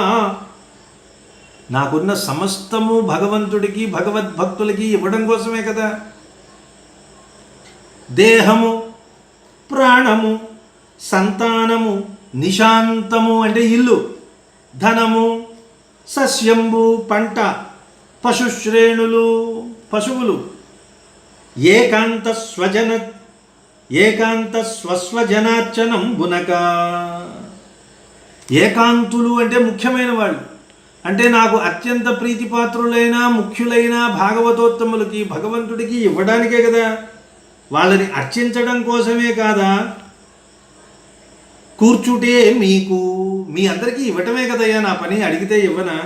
అయ్యో వింతే, ఇది ఎంత వింత, ఈ బుడుతెంత, ఈ చిన్న అమ్మాయిని ఎత్తుకుపోవటం ఏమిటయ్యా, ఎంత నన్ కురసగా వింపన్ తనున్మెత్తురే. కావాలంటే ఏది కావాలంటే అది అడిగి తీసుకోవాలి, కానీ ఈ చిన్న పిల్లని ఎత్తుకుపోయి నన్ను ఇలా అవమానాల పాలు చేస్తే ఆయనకి ఏమైనా గొప్ప? ఆయన ఎవరైనా మెచ్చుకుంటారా? ఏమిటయా ఇంత పెద్ద మనిషి ఇలాంటి పని చేసావు అని అందరూ అనరు. అవును, ఈ మహానుభావుడికి చెప్పేవాళ్ళు లేరు అంటంగా, నీకెవడు బుద్ధి చెప్పేవాళ్ళు లేక ఇలా తయారయ్యావురా అని ఒక తిట్టు మనం అంటూ ఉంటాం. ఈయన పరిస్థితి కూడా అంతే. శివుడు ఉన్నాడు, ఆయన విరించి బ్రహ్మదేవుడు, వాసవుడు ఇంద్రుడు, వీళ్ళు ఉన్నారంతే. వాళ్ళు ఏమైనా చెప్పగలరా? నాయనా నువ్వు చేసేది తప్పు, అబ్బే చెప్పని అశక్తులు, వాళ్ళ వల్ల కాదు, వాళ్ళు చెప్పలేరు. కొల్చునట్టి వారవుట ఎందుకు చెప్పలేరండి? వాళ్ళు ఈయనకి సేవకులు కదా. సేవకులు యజమానికి నీతులు చెప్తారా? మరి ఇంకో పేరుంది, ఏమిటది? నిరంకుశుండా, నిరంకుశుడు, ఆయన ఎవరు ఆపలేరు. అందుకే నేను నిరంకుశుణ్ణి, బ్రహ్మాది దేవతలు కూడా నాకు ఎదురు చెప్పలేరు అని ఈయన విర్రవీగి అక్కట పాడి తొరంగ చెల్లునే, నాకు అడ్డు లేదని, నేను నిరంకుశుణ్ణని, ఇలా ఇంత పెద్ద మనిషి దారి తప్పితే, ధర్మం తప్పితే, న్యాయం తప్పితే అది తగునా? భువనములెల్ల నీవైన, ఈ లోకాలంతా నువ్వే అనుకుంటే పొంత దయానిధి అమ్మలేదే, నాకేమీ లేదు, నాకు తిరుగులేదు, నేనేం చేసినా నన్ను అడిగేవాడు లేడు, అడ్డుకునేవాడు లేడు అని విర్రవీగుతున్నావేమో, నీకు హోమ్ డిపార్ట్మెంట్ ఉందాయా అంటున్నాడు. పొంత దయానిధి అమ్మలేదే, దయానిధి అయిన అమ్మలేదా? నువ్వు ఇలాంటి పనులు చేస్తుంటే ఆవిడ ఊరుకుంటుందా? ఎవరు? లక్ష్మీ అమ్మవారు. భాగవతులు లేరే, భగవంతుణ్ణి కూడా శాసించగలిగిన వారు ఉన్నారు భాగవతులు. వాళ్ళు ఏమైనా సామాన్యులండి? దేవుడి దగ్గర పూజ దగ్గర గంట కూర్చోమంటే మనం 10 సార్లు లేస్తాం, కానీ ఆయన మాత్రం లేవడు కదా. కూర్చోమంటే కూర్చొని తీరవలసిందే. 2 గంటలు 3 గంటలు ఎన్ని గంటలు చేసినా, ఎన్ని అభిషేకాలు చేసినా నోరు మూసుకొని పల్లెత్తు మాట అనకుండా, కిమ్ అనకుండా కూర్చొని అన్నీ తీసుకోవాల్సింది. ఎందుకు తీసుకుంటున్నాడు? భాగవతులు అంత పవర్ఫుల్. వీళ్ళేమో భక్తితో చేయరు, అయినా సరే పాపం ఆయన కూర్చుంటాడు. భక్తి ఆయనది. మన భాగవతులకి భక్తి ఉండకపోయినా సరే ఆయన మాత్రం తప్పడు. భాగవతులు లేరే అంటాం కదా. మాకెవరు లేరనుకుంటున్నావా? వీళ్ళిద్దరూ ఉన్నారు. అంటే ఇక్కడ వైష్ణవుల్లో ముందు భాగవతుల ద్వారా లక్ష్మీదేవి ద్వారా పురుషోత్తముడైన పరమాత్మ దగ్గరికి వెళ్ళాలి అనేది ప్రోటోకాల్. ఫైల్ ఎలా వెళ్ళాలో చెప్తున్నాడు అనమాట. భాగవతులు లేరే నా కొరకుగాగ వహించుకొనంగ కేశవ. నా కోసం వాదించడానికి ఎవరు లేరనుకున్నావా? భాగవతులు ఉన్నారు. నీ పక్కనే ఉంది లక్ష్మీ అమ్మవారు ఉంది. ఏదో శివుడు బ్రహ్మ వీళ్ళెవరూ నీకు చెప్పలేరు కదా అని నువ్వు ఇష్టం వచ్చినట్టు చేస్తే ఊరుకుంటారేమిటి అన్నాడు. నెట్టన ఎల్ల లచ్చియల నీళయు భూసతియుండ నీకు నీ నెట్టిక శీలపై మనసు నిల్చుటకే మనవచ్చు. వెర్రియవునట్టుగా పేదనన్ను పరిహాసము సేతకు దక్క వింత చూపెట్టిది దిద్దు నెవ్వడిల ఏరుల వంకలు వారి డొంకలు. ఏమయ్యా, నీకు లక్ష్మీదేవి ఉండనే ఉంది, నీలాదేవి ఉంది, భూదేవి కూడా ఉంది. ఈ ముగ్గురు ఉన్నప్పటికీ కూడా ఏదో పాపం నోములు వ్రతాలు అంటూ తిరుగుతూ ఉంటుంది. ఈ పిచ్చి పిల్ల నీకెందుకయ్యా తీసుకువెళ్ళిపోయావు అని. ఇవిడ అదే కదా, 30 రోజులు వ్రతమని తిరుప్పావయ్యని, ఆ పావు అంటే వ్రతమని పాపం ఏదో ఆ నోము ఈ నోము అనుకుని పిచ్చిగా తిరుగుతూ ఉంటుంది. నెట్టిక శీల అంటే నోములు వ్రతాలు అంటూ అధోలోకంలో ఉండే అమాయకపు పిల్ల. శీలమునే తద్భవంగా శీల అవుతుంది. నెట్టిక శీలపై మనసు నిల్చుటకేమనవచ్చు. వెర్రియవునట్టుగా పేద నన్ను పరిహాసము సేతకు దక్క. నాకు అర్థమైంది. ఇదిగో నన్ను వెర్రివాణ్ణి చేసి, నన్ను పేదవాణ్ణి చేసి, నన్ను అందరిలో నవ్వుల పాలు చేయాలని నువ్వు ఈ పని చేస్తున్నావు తప్ప వింత చూపెట్టిది నెట్టన ఎల్ల లచ్చియల నీళయు భూసతియుండ నీకు నీ నెట్టిక శీలపై మనసు నిల్చుటకే మనవచ్చు. వెర్రియవునట్టుగా పేద నన్ను పరిహాసము సేతకు దక్క వింత చూపెట్టిది దిద్దు నెవ్వడిల ఏరుల వంకలు వారి డొంకలు. కుక్కతోక వంకర అని ఒక సామెత ఉంది కదా, అట్లాగే నీలాంటి వాళ్ళకి ఎవరేం చెప్తారయ్యా? ఏరుల వంకలు అంటే ఏరులు వంపు తిరిగి ప్రవహిస్తూ ఉంటే వాటిని తిన్నగా ఎవడైనా చేయగలడా? వారి డొంకలు. నీరు డొంకల్లోకి వెళ్తూ ఉంటే అవి కూడా వంకరగా ఉంటే వాటిని ఎవరు ఎలా సరిచేయలేరో నీకు కూడా మేము చెప్పగలిగే వాళ్ళం కావు అని ఇట్లు ధరణీసురుండు అతవెట్ట భాగవత క్షోభంబునకు భువన భర్తయు భయం పడి. అమ్మో, ఈ భాగవతుడు బాధపడకూడదు అంటే భగవత్ అపచారం కంటే భాగవత అపచారం తగదు అని చెప్తారు. అందువలన ఈయన్ని ఎక్కువగా బాధ పెట్టకూడదని భువన భర్త శ్రీరంగనాథుడు భయం పడి తచ్ఛాందసంబునకు కేలిసేయుచున్నవాడను భావంబు అతనికి తోప. ఏమిటయ్యా నువ్వు మరీ ఛాందసంగా మాట్లాడుతున్నావు అని కొంచెం అపహాస్యం చేస్తున్నట్లుగా మకర కుండల మండితంబులకు గండ దర్పణంబులం చిరునవ్వు ఎలర్ప. ఇట్లనియే మకర కుండలాలు ధరించిన చెక్కిళ్ళ మీద చిరునవ్వు పర్వగా ఇలా అన్నట్టు. ఓయి విష్ణుచిత్త ముదిమది దప్పితోటు ముని ముఖ్య భవత్తనయన్ గృహంబునన్ పదిలము చేసి వచ్చి మరి బట్టబయల్ వెడదూరు దూరెదు ఆ సదనమికొక్క మాటరసి చెంచలలోచనగానకున్న దూరెదు మరిగాని బుద్ధి విపరీతత బొందకపోయి చూడుమా. ఏమిటయ్యా మీ అమ్మాయిని మీ ఇంట్లోనే దాచుకుని వచ్చి అంటే ఆ విడిది ఇంటిలోనే దాచుకుని వచ్చి ఇక్కడేమో మా అమ్మాయి పోయిందని మాట్లాడుతున్నావా? ముదిమది దప్పితోటు ముని ముఖ్య.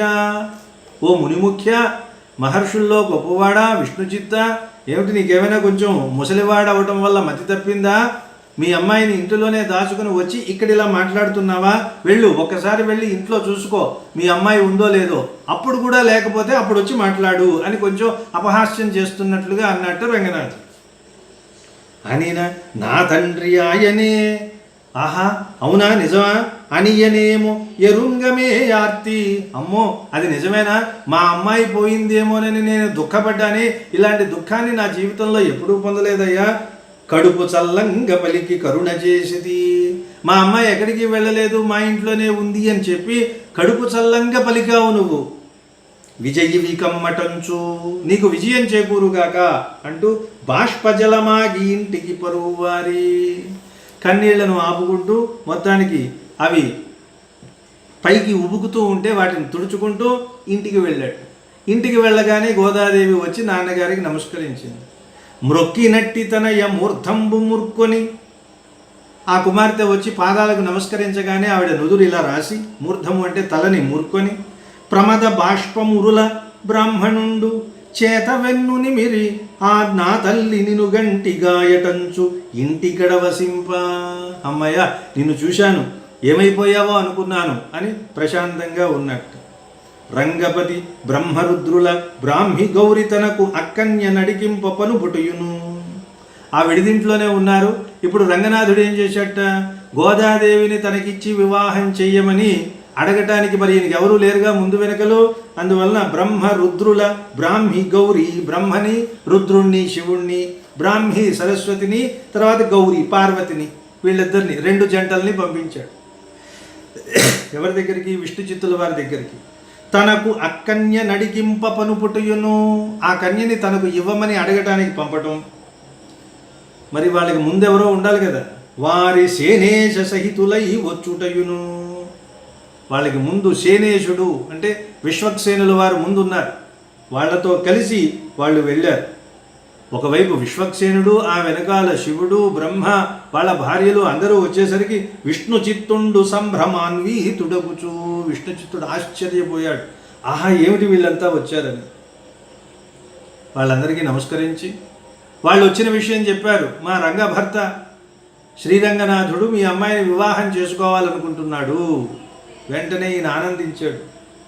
ధన్యుడనైతిన్, నేను ధన్యుడినయ్యానండి.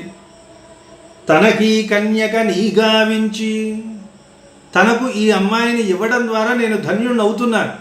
ఎలా? భృగువు గౌరవమున్, భృగు మహర్షిలాగా, లక్ష్మీదేవికి తండ్రి భృగు మహర్షి, భృగువు వంశానికి సంబంధించింది కాబట్టి భార్గవి అంటారు. పయోధిన్యాయమునదవే, అలాగే క్షీరసాగరంలో పుట్టింది కదా మళ్ళీ ఆవిడ, క్షీరసాగరం. అలాగే భృగు మహారాజు, భృగు మహర్షి, ఇప్పుడు విష్ణు చిత్తుడు. నాకు వాళ్ళకి వచ్చినటువంటి గౌరవం నాకు కలిగింది. వదవే ఇటే నన్యాయంబే చెము బహర విధులారా కదా, ఇలా వచ్చి అడిగి అమ్మాయిని ఇవ్వండి అని పుచ్చుకోవడం అన్యాయం కాదు కదా. అలా కాకుండా అంతకుముందు ఎత్తుకుపోయేసరికి అది అన్యాయం అవుతుంది అని చెప్పడం అన్నమాట. ఇలా అడగడం బాగుంది కదా, ఇదేమన్నా అన్యాయమా? చక్కగా పద్ధతి ప్రకారం ఉంది కదా. చెమూప హర విధులారా, చెమూప అంటే విశ్వక్సేనుడు, చెము అంటే సైన్యము, సైన్యానికి నాయకుడు కాబట్టి చెమూప. హర విధులారా, ఓ విశ్వక్సేన, శివ, బ్రహ్మ, ఇలా అడగటం బాగుంది కదా, ఇది న్యాయమే కదా. వినుడు ఈదగున్ సంబంధపు టెనయికగని మోచి తెచ్చి ఇచ్చెననరే చుల్కని నరులు. కానమాపురమునకున్ విజయంబుసేయ పుత్రికనిత్తున్. ఇప్పుడు మేము ఇక్కడే ఉన్నాం అనుకోండి, లోకులు కాకులు అంటారు కదా, వాళ్ళు ఏమంటారు, ఇదిగో అమ్మాయిని ఇవ్వడానికి ఆయనే కూతుర్ని మోసుకుని వచ్చి ఇచ్చేశాడు అని నన్ను నానా రకాలుగా అంటారు. కాబట్టి అలా కుదరదు, మీరు మా పురానికి వస్తే మా అమ్మాయిని ఇస్తాను. ప్రభుత పరమేశ్వరుండైన పత్ప్రపన్న జనము కొసగు మీకు నీచనవు. ఆయన ప్రభుత్వం ఉంది ఆయన దగ్గర, ఆయన ఏం చేయాలనుకుంటే అది చేయగలడు. పరమేశ్వరుండు, అందరికీ ఈశ్వరుడు ఆయనే. అయినప్పటికీ భగవంతుడెప్పుడు తనని ఆశ్రయించిన ప్రపన్నులకు వశమై ఉంటాడు. అందువలనే మీకు ఆయన ఇంత చనువు ఇచ్చాడు, తన వివాహం చేయమని మిమ్మల్ని పంపించాడు. కాబట్టి మీరు వెళ్ళి చెబితే మీ మాట కాదనడు. తానే కట్టిన భూమి కదాల్చు మాకు ఘనత ఇది. తానే కదా ఇప్పుడు నాకు మామగారు అనే ఒక బిరుదు ఇచ్చాడు. కాబట్టి ఆయన ఇచ్చిన వేషాన్నే ఇప్పుడు నేను కడతాను, ఇది నాకు ఘనత. ఇది మమ్ము చేయుట తనదు ఘనత. ఆయన నాకు ఇచ్చిన వేషం కట్టడం నా ఘనత అయితే, ఆయన మా అమ్మాయిని స్వీకరించి మమ్మల్ని ధన్యం చేయడం అది ఆయన ఘనత అని నచని విన్నవింప అనగానే వాళ్ళు వెళ్ళి రంగనాథుడికి చెప్పారట. దయార్ద్ర సార్ద్ర చిత్తుడై, దయతో నిండిన మనసు కలిగిన వాడై, విశ్వభర్త, విశ్వం మొత్తానికి భర్త అయిన రంగనాథుడు పక్షి ప్రధానపు ఔపవాహ్యంబునెక్కి, పక్షి ప్రధాన పౌపవాహ్యంబునెక్కి, పక్షులలో ప్రధానమైన గరుత్మంతుణ్ణే తన విలాస వాహనంగా ఏర్పాటు చేసుకుని దానిని ఎక్కి బ్రహ్మాదిసురలు బలసి తమ తత్తడులనెక్కి కొలిచిరాగా. తత్తడి అంటే వాహనం అని అర్థం అచ్చతెనగులు. ఈయనేమో గరుడ వాహనాన్ని ఎక్కాడు. అంటే మరి పెళ్లికి వెళ్ళేటప్పుడు బోళ్ళని కార్లు వెళ్ళాలి, బస్సులు వెళ్ళాలి, ముందు పెళ్లి సందడి, అవునా, రంగనాథుడి పెళ్లి సందడి అని బోర్డు తగిలించుకుని వీళ్ళు బయలుదేరారు. ఈయనేమో గరుడ వాహనం మీద, మిగిలిన వాళ్ళు వాళ్ళ వాళ్ళ వాహనాల మీద ఎక్కి వెళ్తున్నారు. మరి ముందు ఈ సైన్యం మొత్తానికి విష్ణుమూర్తి ఎక్కడికి వెళ్ళినా ఊరికే వెళ్ళడం కుదరదు కదా. నాసీరుండగుచు సూత్రవతీ సకుడు ఉడు వీధి పౌజు తీర్చిన, ఆకాశ మార్గంలో ముందుగా నడిచేవాడిని మొన అంటే సైన్యం యొక్క అగ్రభాగము, ఆ మొనలో నడిచేవాడు కాబట్టి మొనగాడు అని అర్థం. దానికే సర్వ సైన్యాధ్యక్షుడు ముందుంటాడనమాట. అంటే ఆసీరుడగుచు సూత్రవతీ సఖుడు అంటే విశ్వక్సేనుల వారు ఉడు వీధి, ఆకాశ వీధిలో పౌజు తీర్చిన. పౌజు అంటే తన సైన్యాన్ని మొత్తం ముందు నడిపిస్తున్నాడు, దానికి ముందు తను ఉన్నాడు, ఆసీరుడై ఉన్నాడు. ప్రజభూషాసి శతకోటి సవితృప్రభలు. అప్పుడు ఆ సైన్యంలో ఉన్న ప్రజల వాళ్ళు ధరించిన భూష ఆభరణాలు, వాళ్ళు ధరించిన కత్తులు, ఆ కత్తులు ఎలా ఉన్నాయి? శతకోటి వజ్రాయుధంలాగా ఉన్నాయట. ఎన్ని వజ్రాయుధాలు అంటే శతకోటి వజ్రాయుధాల్లాగా ఉన్న కత్తుల, వాళ్ళు ధరించిన ఆభరణాల కాంతులు సవితృప్రభలు. ఆభరణాలు, వాళ్ళు ధరించిన వజ్రాయుధం లాంటి కత్తుల సూర్యకిరణాల కాంతులు దిశల డెప్పరమలమన్, దిశలంతటా బాగా వ్యాపించగా. శ్రీవిల్లి పుత్తూరు గింజని విశ్వకర్మ మణిమయంబుగా గట్టిన విడిది పట్టున విడిసి అయ్యాది మొవరుండు దివ్యాప్సరలు హరిద్రాధిక స్నానీయ మంగళ ద్రవ్య మంటపం పునర్ప. పెళ్లి కొడుకుని చేస్తున్నారు. పెండిలి కొడుకై దివ్యవాదిత్రంబులు నారదాది దివ్యముని గానంబులు వెలయ. వాద్యాలు మోయిస్తూ ఉంటే నారదుడు మొదలైన దివ్య మహర్షులందరూ గానాలు చేస్తున్నారు. అప్పుడు కలధౌత ధవళ దివ్య ధారాధరంబులు కురియు సుధాధారల అభిషుక్తుండై. పైనుంచి మేఘాలు వచ్చాయి, తెల్లని మేఘాలు వెండిలాగా ఉన్నాయి, దివ్యమైన ధారాధరములు. అంతకుముందు ఎప్పుడు చూసిన మేఘాలు కావవి. రంగనాథుడు పెళ్లికి ప్రత్యేకంగా వచ్చినటువంటి వర్షంలాగా కురిపిస్తే అందులో అభిషిక్తుడయ్యాడు. ముక్తావళి కౌస్తుభాముక్త కంబు కంధరుండును. కంబు కంఠంలో ముత్యాల హారం, కంధరము మెడలో కౌస్తుభ హారం, ఈ రెండింటిని ధరించి కేయూర కంకణ అలంకృతుండును. కేయూరాలు ధరించాడు, కంకణాలు ధరించాడు. మకర కుండల మకుటాది భూషా విభూషితుండును. మకర కుండలాలు మొదలైన భూషా ఆభరణాలతో విభూషితుడై దివ్య అంగరాగ రూషితుండును. దివ్యమైన అంగరాగాన్ని పూసుకున్నాడు. అంగరాగము అంటే శరీరానికి పూసుకునే సుగంధ ద్రవ్యం. పీతాంబర సంవీతుండును, పీతాంబరాన్ని ధరించి. తులసి కల్పతరు ప్రస్రవస్రక్ ఆశ్రిత ఉరస్కుండును అయి. మరి ఆయన మెడలో హారాలు అయిపోయాయి, ఇప్పుడు పుష్పమాలలు.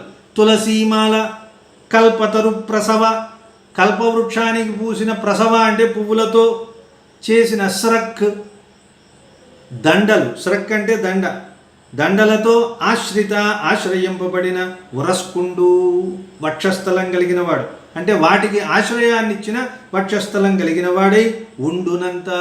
చక్కగా అభిషేకం చేసి పెళ్లి కొడుకుని చేసిన తర్వాత ఆభరణాలన్నీ ధరించి అక్కడ అటకు మునుప గృహప్రవేశంబు చేసి సంభ్రమాయత్తుండగు విష్ణు చిత్తు ప్రయత్నంబున. ఆ రకంగా ఉన్నప్పుడు శర్వాణి వాణి ముఖ గీర్వాణి కోటి జానకి రఘుకుల రాట్ పూర్వాచరిత వివాహ కర్వ సుగీతములు పాడగా విభవమునన్. ఇక వివాహం మొదలైంది. శర్వాణి శివుడి భార్య, వాణి బ్రహ్మదేవుడి భార్య, ముఖ మొదలైన గీర్వాణి కోటి. గీర్వాణులు అంటే దేవతలు, గీర్వాణి అంటే దేవతా స్త్రీలు.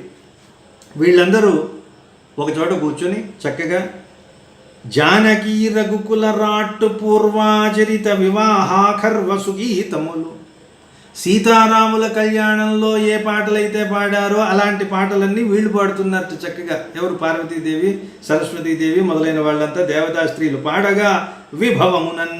దాన్ని ఏదో అంటారుగా, ఏమంటారు పెళ్లికి ముందు కాలక్షేపాన్ని, దానికి ఏదో పేరు పెట్టారు ఈ మధ్యకాలంలో. ఏమిటది? ఏదో ఉంది కదండి, దాన్ని ఏమంటారు? మర్చిపోయాను. సంగీత్. అమ్మయ్య, అది సంగీత్. అదే ఇది కూడా అంతే. సుగీత్ అన్నాడు ఇక్కడ ఆయన. ఈయన పెట్టిన పేరు సుగీత్. సుగీతములు పాడగా విభవమునన్. పక్కనే ఆవిడ చెలికత్తులు ఉన్నారు, అంతకుముందు చెప్పారు. ఏకావళియు నెమ్మినేకావళియు స్రగ్విణియును చామరంబులిరుగెడనిడా.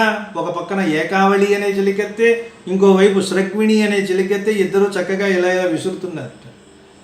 హరిద్రాదవమున బెట్టిరి నలుంగు అక్కన్యన్ పెండ్లి కూతు చేయు ఋషిపత్నులు అర్ధిన్ ఆశీర్యుతముగా. ఋషిపత్నులందరూ వచ్చి గోదాదేవిని ఆశీర్వదిస్తూ ఆవిడకి హరిద్రాద్రవమున పసుపుతో తయారు చేసిన నీటితో నలుగు పెట్టారు. ఆ కన్యకు పెండ్లి కూతుర్ని చేశారు. అట్లు వైవాహికపు దీక్ష అమర కమ్మ నూనె తలయంటి నెరులు కందానపులుమ. చక్కని నూనెతో తలయంటి వెంట్రుకలంతటికి గంధం పూశారట. గంధానపులుమ స్వర్ణమణి కుంభ హిమవారి జలకమాడి. బంగారంతో చేసిన మణులు పొదిగిన కుండల్లో ఉన్న హిమవారి చల్లని నీళ్లు, వేణీళ్లతో కాదు, చల్లని నీటితో జలకమాడినట్టి జగదీశ్వరికి వేల్పుటబలలయోర్తు. ఇక వేల్పుటబలలో వచ్చి ఆవిడికి రకరకాల అలంకరణలన్నీ చేశారు. 63, 64 అవే అలంకరణలు. అంగుళీకాలు పెట్టారు, పాదాలకు పారాణి పూశారు, కాళ్లకు మెట్టలు పెట్టారు, పిల్లేళ్ళు పెట్టారు, కడియాలు పెట్టారు. ఈ రకంగా మంచి వస్త్రాలను ధరింపజేశారు, నడుముకు వడ్డాణాలు పెట్టారు. ఇలా ఆవిడ్ని అన్నీ చేసి చివరికి సీమంత వీధి చేర్చు కబుర్తూ అన్నాడు. ఆవిడ పాపిట ఒక ఆవిడ చక్కగా కుంకుమ బొట్టు పెట్టింది. కలికి తెలిగన్నుగవ కజ్జల రేఖలు దీర్చి మేన సారంగ మదంబలది లలామకమిడి చెంగలువలు క్రొవ్వెదకు వేరు కర్తు ఘటించిన్.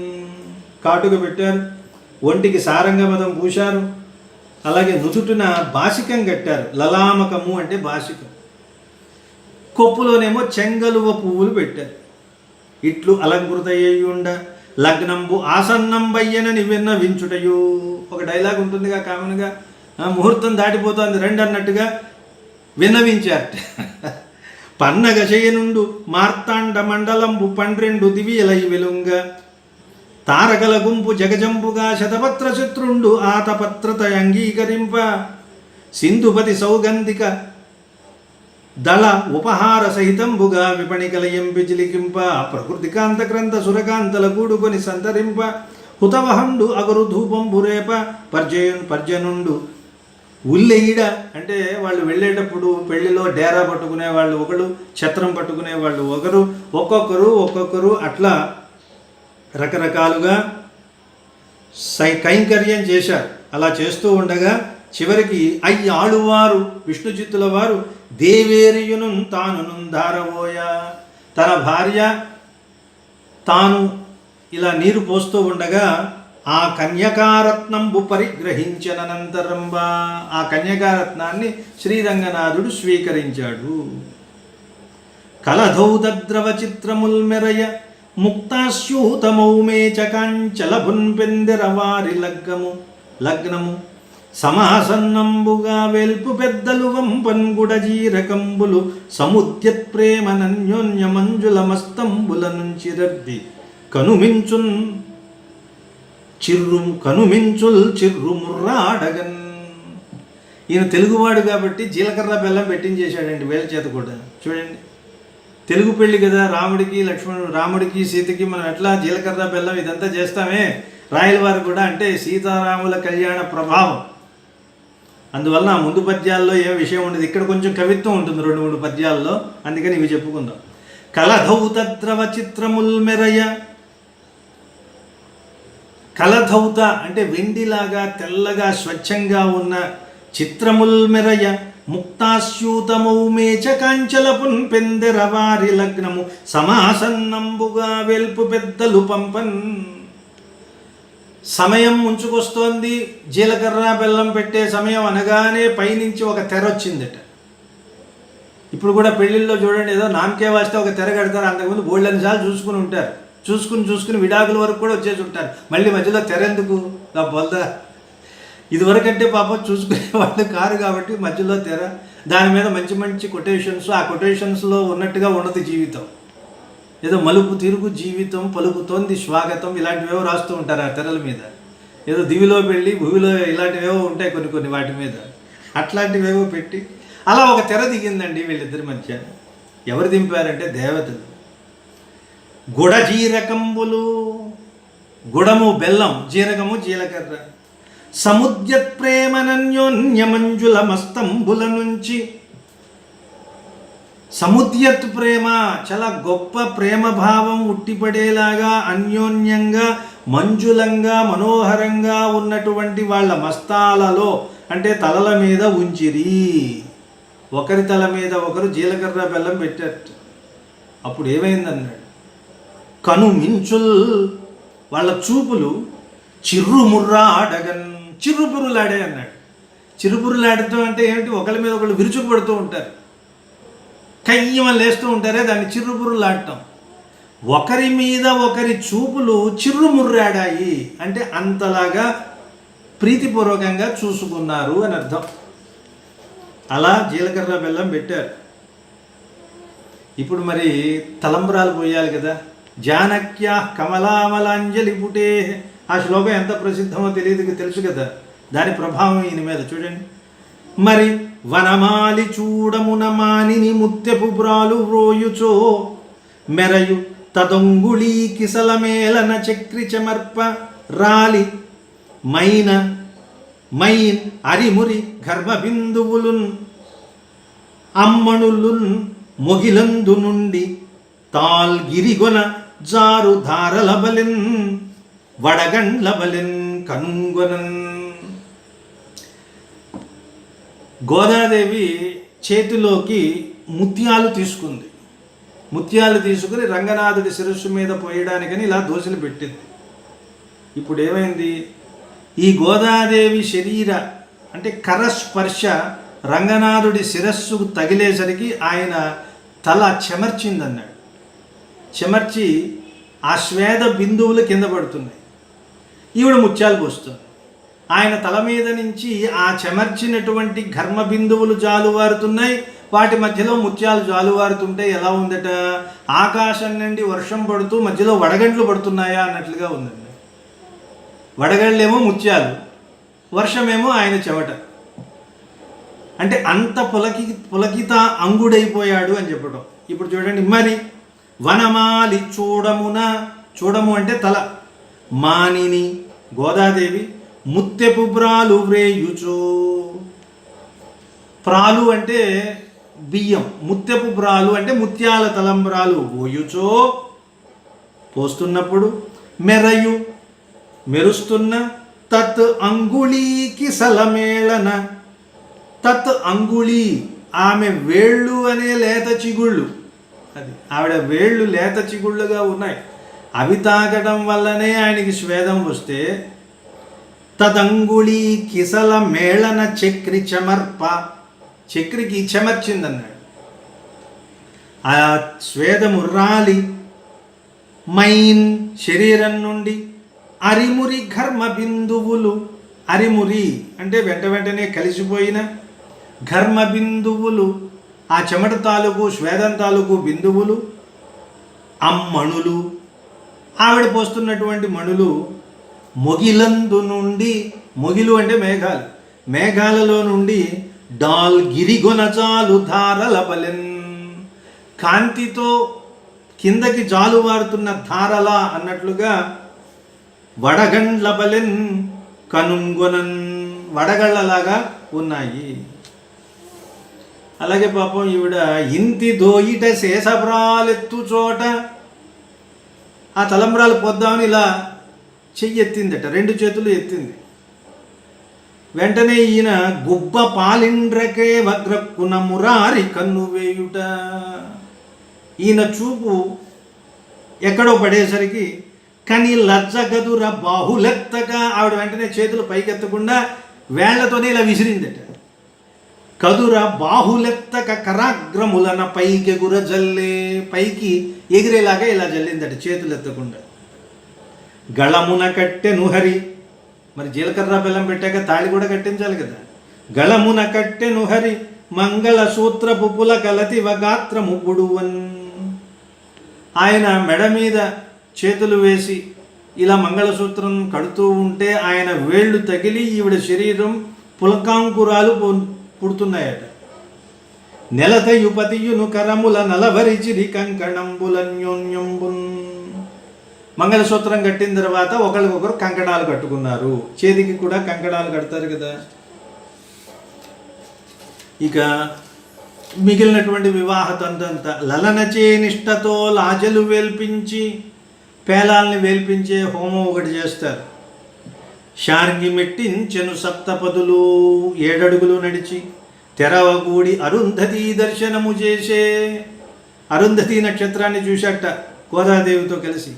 బ్రహ్మ రుద్రాది గిర్వాణ కోటి అర్పించు ఉడుగరలను కంపగైకొని, మరి గిఫ్ట్లు రిసీవింగ్ ఉండాలిగా, బ్రహ్మాది దేవతలందరూ తెచ్చారు పాపం, వాళ్ళు ఇచ్చినటువంటి ఆ కానుకలన్నింటినీ తీసుకొని అనిచే ప్రసాద భాజనుల చేసి, రిటర్న్ గిఫ్ట్ ఏమి ఇచ్చాడా అంటే ఒక అనుగ్రహంతో కూడిన చూపిచ్చాట.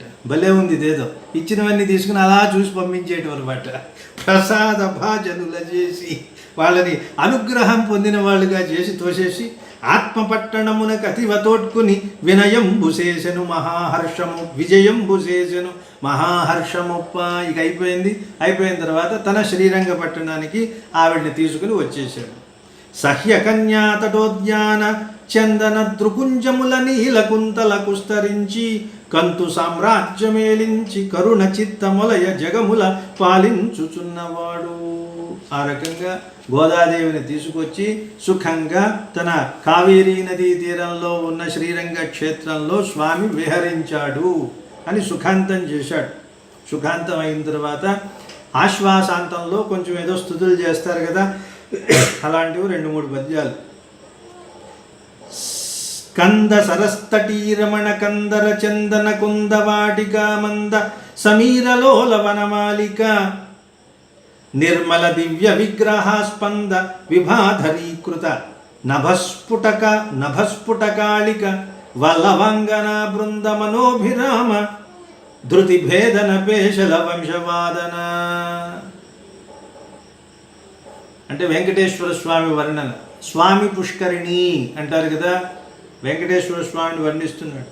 స్కంద సరస్తటీరమణ, స్కంద సరస్ అంటే స్వామి పుష్కరిణి. స్కందుడు అంటే కుమారస్వామి కదా, ఆయన పేరు మీద ఆ స్వామి పుష్కరిణి వెలిసిందని ఒక ఐతిహ్యం. అందువలన స్కందుడి పేరు మీద ఉన్న స్వామి పుష్కరిణి తటం నుండి రమణ మనోహరమైన, కందర అక్కడ ఉన్న గుహలలో నుండి, చందన వృక్షాల నుండి, కుంద మల్లె మొగ్గల నుండి, ఆ మల్లె మొగ్గలు ఉన్న ఆ తోటలు ఉంటాయి కదా, ఆ వాటిక వాటన్నింటి మీద నుండి వస్తున్న మంద చల్లని పిల్ల సమీరలోల వనమాలిక. ఈయన ధరించినటువంటి వనమాలిక చల్లని గాలులకి మెల్లని గాలులకి కదులుతోంది. ఆ గాలి ఎక్కడి నుంచి వచ్చింది? స్వామి పుష్కరిణి పైనుంచి వచ్చింది, తిరుమలలో ఉన్న గుహల మీద నుంచి వచ్చింది, అలాగే తిరుమలలో ఉన్న చందన వృక్షాల మీద నుండి వచ్చింది, తిరుమలలో ఉన్న మల్లె తోటల్లోంచి వచ్చింది. అందుకే అది పరిమళంతో చల్లదనంతో కూడిన ఆ పిల్ల గాలికి అందంగా కదలాడుతున్న వనమాలికను ధరించినవాడా. నిర్మల దివ్య విగ్రహ అస్పంద విభాధరీకృత నభస్ఫుట కాళిక. నిర్మల, ఏ రకమైన మాలిన్యము లేని దివ్యమైన విగ్రహ, తన విగ్రహంతో అంటే నల్లదనంలో తిరుగులేని నిఖార్సైన నల్లదనంతో, స్పందన లేకుండా చేసిన విభా కాంతితో, అధరీకృత తక్కువగా చేసిన నభస్ఫుట కాళిక. ఆకాశంలో ఉన్న నల్లదనం ఉంటుందే, ఆ నల్లదనాన్ని అపహాస్యం చేసినటువంటి నిర్మలమైన నల్లని దివ్య సుందర విగ్రహం కలవాడ. వల్లభంగన బృంద మనోభిరామ ధృతి భేదన పేషల వంశవాదన. వల్లభులు అంటే గోపికా స్త్రీలు, గోపికా స్త్రీల యొక్క వల్లవ అంగన బృంద అంటే గోపికా స్త్రీల మనస్సులో ఉన్న అభిమానాన్ని, ధృతి, ధైర్యాన్ని భేదించి పోగొట్టినటువంటి పేషల మృదువైన వంశవాదన, వీణావాదన కలిగినవాడా. అంటే ఆయన చేసినటువంటి వీణావాదనం చేత గోపికల హృదయాలలో ఉన్న ధైర్యము, అభిమానము వాటన్నిటిని కొల్లగొడతాడు కదా, అటువంటి లక్షణం కలిగినవాడా. అరిధారా ఖండిత మరుదరి సంగ విహంగ వాహన ఉదర మహాంబురుహ పుట భరిత మధు శంబర భర జలమానుషాయ మానద్రుహిణ. అరిధారా ఖండిత మరుదరి సంఘ. అరి అంటే చక్రం, చక్రము యొక్క ధారతో ఖండింపబడిన సమస్త శత్రువులు కలిగినవాడా. విహంగ వాహన అంటే గరుత్మంతుణ్ణి వాహనంగా కలిగినవాడా. ఉదర మహాంబురుహ, నీ పొట్టలో ఉన్న మహా గొప్పది అయిన అంబురుహ పద్మం అనే పుట, ఆ పద్మం ఒక దోణిలాగా ఉంది, అందులో భరిత నిండిన మధు తేనెతో, తేనె శంబర తేనె అనే నీటిలో భర నిండిన జలమానుషాయమాణ ద్రుహిణ. అంటే ఆయన పద్మం అనేది ఒక సరస్సు అనుకుంటే, ఆ సరస్సు మీద తేలియాడే ఒక బాలుడు బ్రహ్మదేవుడు అనమాట. అంటే ఆయన నాభి కమలంలో బ్రహ్మదేవుణ్ణి ధరించినవాడా. అంతే. వాలి నిర్భేదన వారి జాతేక్షణ శైలకన్యాస్తుత శార్గ చెంచద్భుజ పాల దృక్పద్మ భూపాక భేది స్ఫురన్మౌళి మాణిక్యరుణ్ మండిత అంఘ్రిద్వయ. స్రగ్మిణి అని వృత్తం. వాలి నిర్భేదన, వాలిని సంహరించినవాడా. వారి జాతేక్షణ, పద్మాల్లాంటి నేత్రాలు కలిగినవాడా. శైలకన్యాస్తుత, పార్వతీదేవి చేత స్తోత్రం చేయబడినవాడా. శార్ంగ చంచద్భుజ, శార్గము అనే ధనువుతో ఒప్పే భుజము కలిగినవాడా. పాలదృక్ అంటే శివుడు. పద్మభూ అంటే బ్రహ్మ. పాకభేది అంటే ఇంద్రుడు. అంటే శివుడు, బ్రహ్మ, ఇంద్రుడు మొదలైన స్ఫురత్ వాళ్ళ తలల మీద ప్రకాశించే మౌళి, తలల మీద ఉన్న మాణిక్యాల రుక్ కాంతితో మండిత అలంకరింపబడిన అంఘ్రిద్వయ, పాదద్వయము కలిగినవాడా. అంటే బ్రహ్మాది దేవతలందరూ వచ్చి నీ పాదాలకు నమస్కరిస్తే వాళ్ళ కిరీటాలలో ఉన్న మణులన్నీ నీ పాదాలకు తగిలి ఎర్రగా మారుతాయి కదా, అలాంటి వాడా. ఇది నీలాచల నీలచేలక సుభద్రేంద్రీవరాభాక్షికోణ దృగంచత్ భుజవీర్యధుర్య జయసన్నాహార్భటీవాద్యభీత్యుదితేభేశ్వర కృష్ణరాయ మహిజాన్యుత్పాదితాముక్తమాల్యద నాశ్వాసము సప్తమంబలరు హృద్యంబైన పద్యంబులన్ మనసును దోచుకునే పద్యాలతో కూడిన సప్తమాశ్వాసము. ఎందులో? ఆముక్తమాల్యదలో. ఎవరు రాశారు? కృష్ణరాయ మహిజాని. కృష్ణరాయ అనే పేరు కలిగిన మహిజాని. మహి అంటే భూమి, భూమికి జాని అంటే భర్త.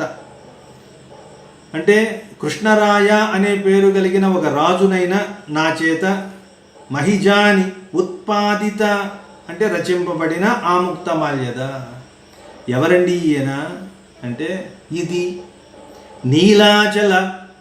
నీలాచలం మీద ప్రకాశించేవాడు ఒక ఆయన ఉన్నాడు.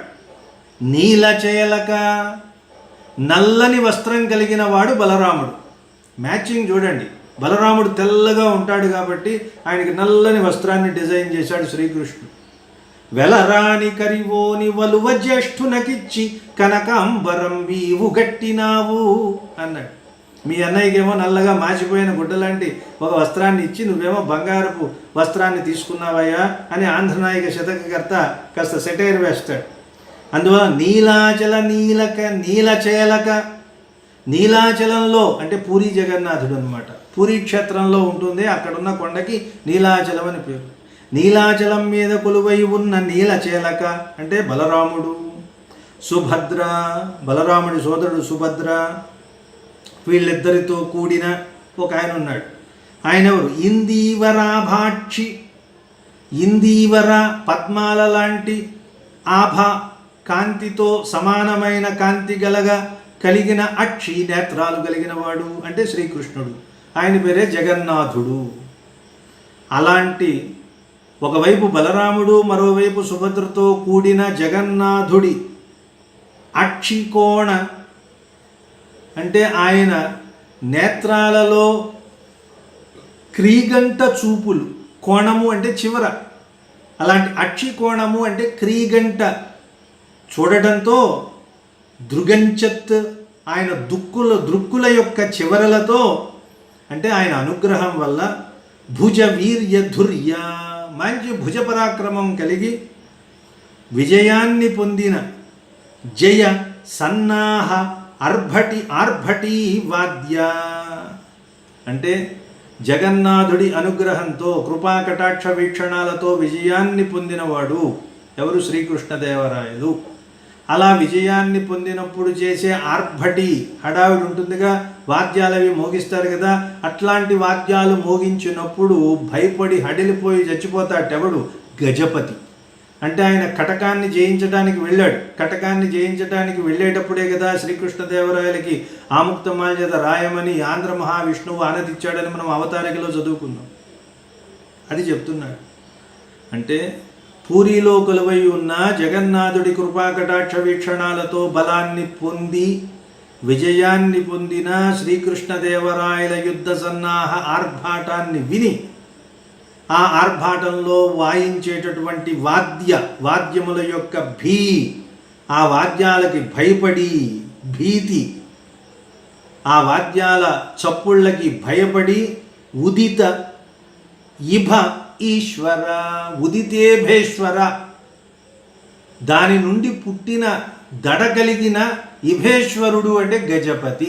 ఇభము అంటే ఏనుగు, గజపతి అంటే గజపతులు. శ్రీకృష్ణదేవరాయల్ని తలుచుకుంటే ఆయన యుద్ధ సన్నాహం తలుచుకున్నా యుద్ధ సన్నాహంలో వాయించే వాద్యాల హడావుడికి వాళ్ళు భయపడిపోతూ ఉంటారట.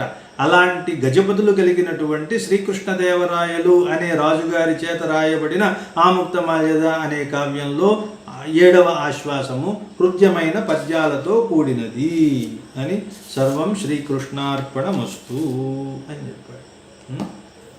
స్వస్తి ప్రజాభ్యః పరిపాలయంతాం న్యాయ్యేన మార్గేణ మహిం మహీషాః గోబ్రాహ్మణేభ్యః శుభమస్తు నిత్యం లోకాః సమస్తాః సుఖినో భవంతు.